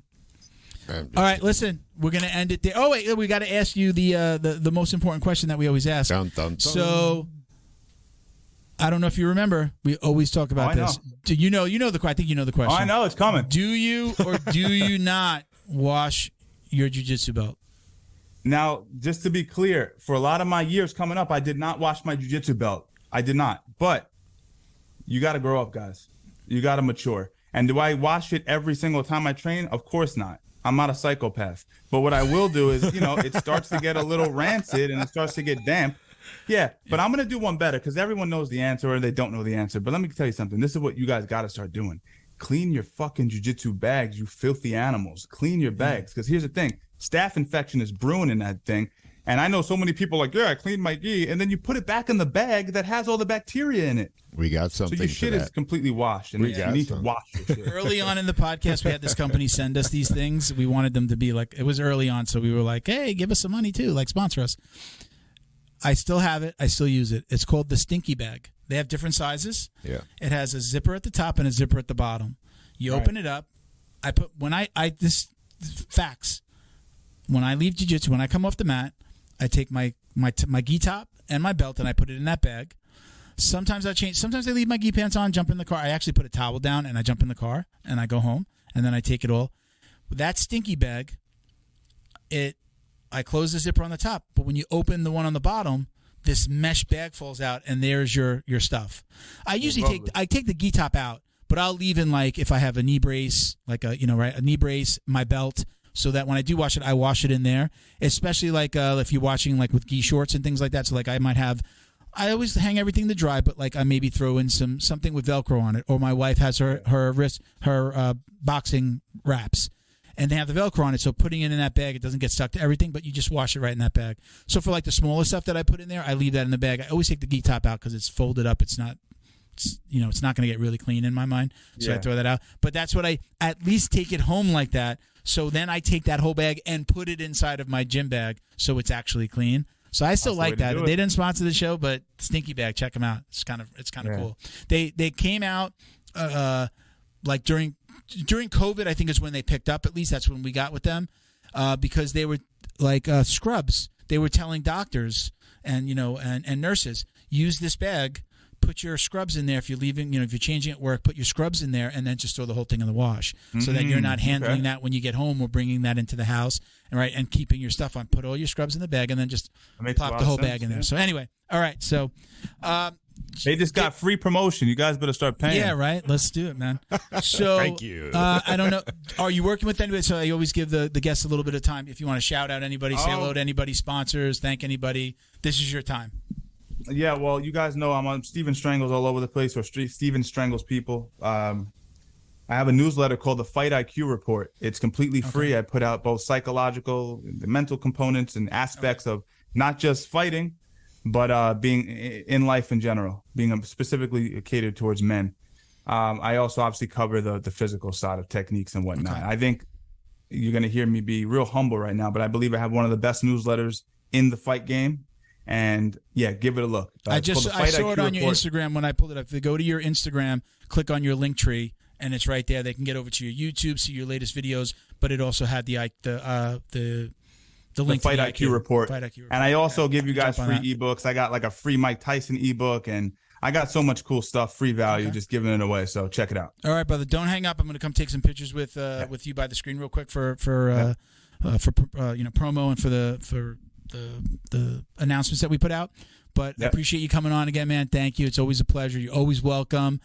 We're going to be, again, we at this studio. If you were down here in Florida, you can come into this studio right now until August. I think we shoot at the other one. The first podcast is on the 8th. But if you ever come down to Florida, we're in Boca. Try to come down. We'll do one in studio. It'll be really fun. It'll be kind of cool. You'll see the new studio. It's always a different vibe when you're sitting next to the guests. Course. You know. Yeah, we got to get that. You're always welcome here, brother. I appreciate you and thank you for doing this again, man. Thank you, Milton. All right, Thanks brother. for having me. All right, hang you. out. Thank you to Neutral Zone CBD, a combat family-owned company that supports athletes and the people who love them. Neutral Zone strives to deliver clean CBD products for sports recovery in gummies, lotions, balms, roll-ons, and more. After a competition, a hard rolling session, or a tough day on the job, Neutral Zone has a product designed to help you reduce inflammation, increase cell rejuvenation, and may even help with aging joints. Visit NeutralZoneCBD.com and get 25% off your order with code JJD. And follow them on Instagram too, at MyNeutralZone. Jiu-Jitsu's favorite monthly subscription box has now joined the Jiu-Jitsu Dummies podcast.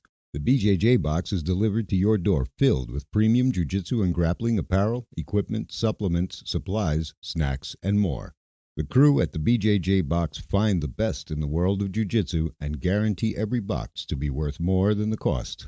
Each box includes 4 to 7 items you're going to love. Visit thebjjbox.com and use code JJD10 to get $10 off your very first box. And give them a follow on Instagram at thebjjbox. Special thank you to the crew over at Flow and Roll for all their support.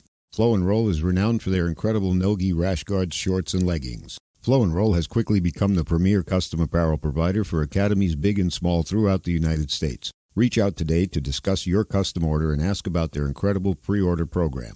You can send an email to flowandroll@gmail.com or visit their Instagram at flow_n_roll and shoot them a direct message. And yes, they can create an awesome custom gi for your academy as well. Visit flowandroll.com to check out their awesome designs, and while you're there, pick up a Jiu-Jitsu Dummy signature tee exclusively at flowandroll.com. And remember, you'll get 20% off your purchase of t-shirts, rash guards, or gis with code JJD. All right. All right, man. Very cool. Dude, he's really cool, man. He's so smart. He's really, really smart. Yeah. He understands so many aspects, not just the sport. The business side of this. But what he's done with developing his content shit. Yeah. Dude, he's figured out. This is like going to Vegas and figuring out like the formula to winning at roulette tables or something, which is impossible, Yeah. Usually you got to go find a mentor. Yeah. To help you with content production and what are the steps? What's that secret? He figured it out. Well, I love having him on. He was the reason why we got onto TikTok, so I take his advice and what he says to heart. So he's legit. Thank you again, Stephen, for coming on. Where are we? Thank you, Stephen. Appreciate you coming on. Thank you so much. High value guy, man. I recommend our audience go follow him. Man. Yeah, definitely. Yeah. Was it at Stephen Strangles People? Yep, we'll have it up on the screen. Yeah, we'll have it up, and I think he also has maybe some of his pages are Stephen Strangles, but I know his Instagram and his YouTube are both Stephen Strangles People. Pretty easy to find, yeah. Yeah. So thank you everybody for watching and listening. You can check us out at Jiu-Jitsu Dummies on Instagram. We're on Thread now. Threads? Is it Thread or Threads? Yeah. We're on Threads now. You can basically find us anywhere at Jiu-Jitsu Dummies. Our YouTube is at Jiu-Jitsu Dummies Podcast. Our TikTok is also Jiu-Jitsu Dummies Podcast. But you can check us out. Click the link in the bio. You can see you have links to all of our sponsors, different ways you can support the show if you wanted to. Everything is there, so go check us out. My personal Instagram, if you want to have a conversation with me, is Uncle Milty BJJ. I'm really I've got a Facebook as well, but I'm really Instagram is where I'm doing most of my conversations, especially when it comes to the podcast. But Uncle Milty BJJ, Bo at BADWERKS on IG. And, all right. And if you want to find me on Facebook, I'm Bo Askew, ASCIU. Okay. So BOASCIU. Perfect. Yep. There you go. Thank you for watching and listening, everybody. Peace, love, jiu-jitsu. Look, I didn't have to Look at that to read. I finally got it. 121 episodes.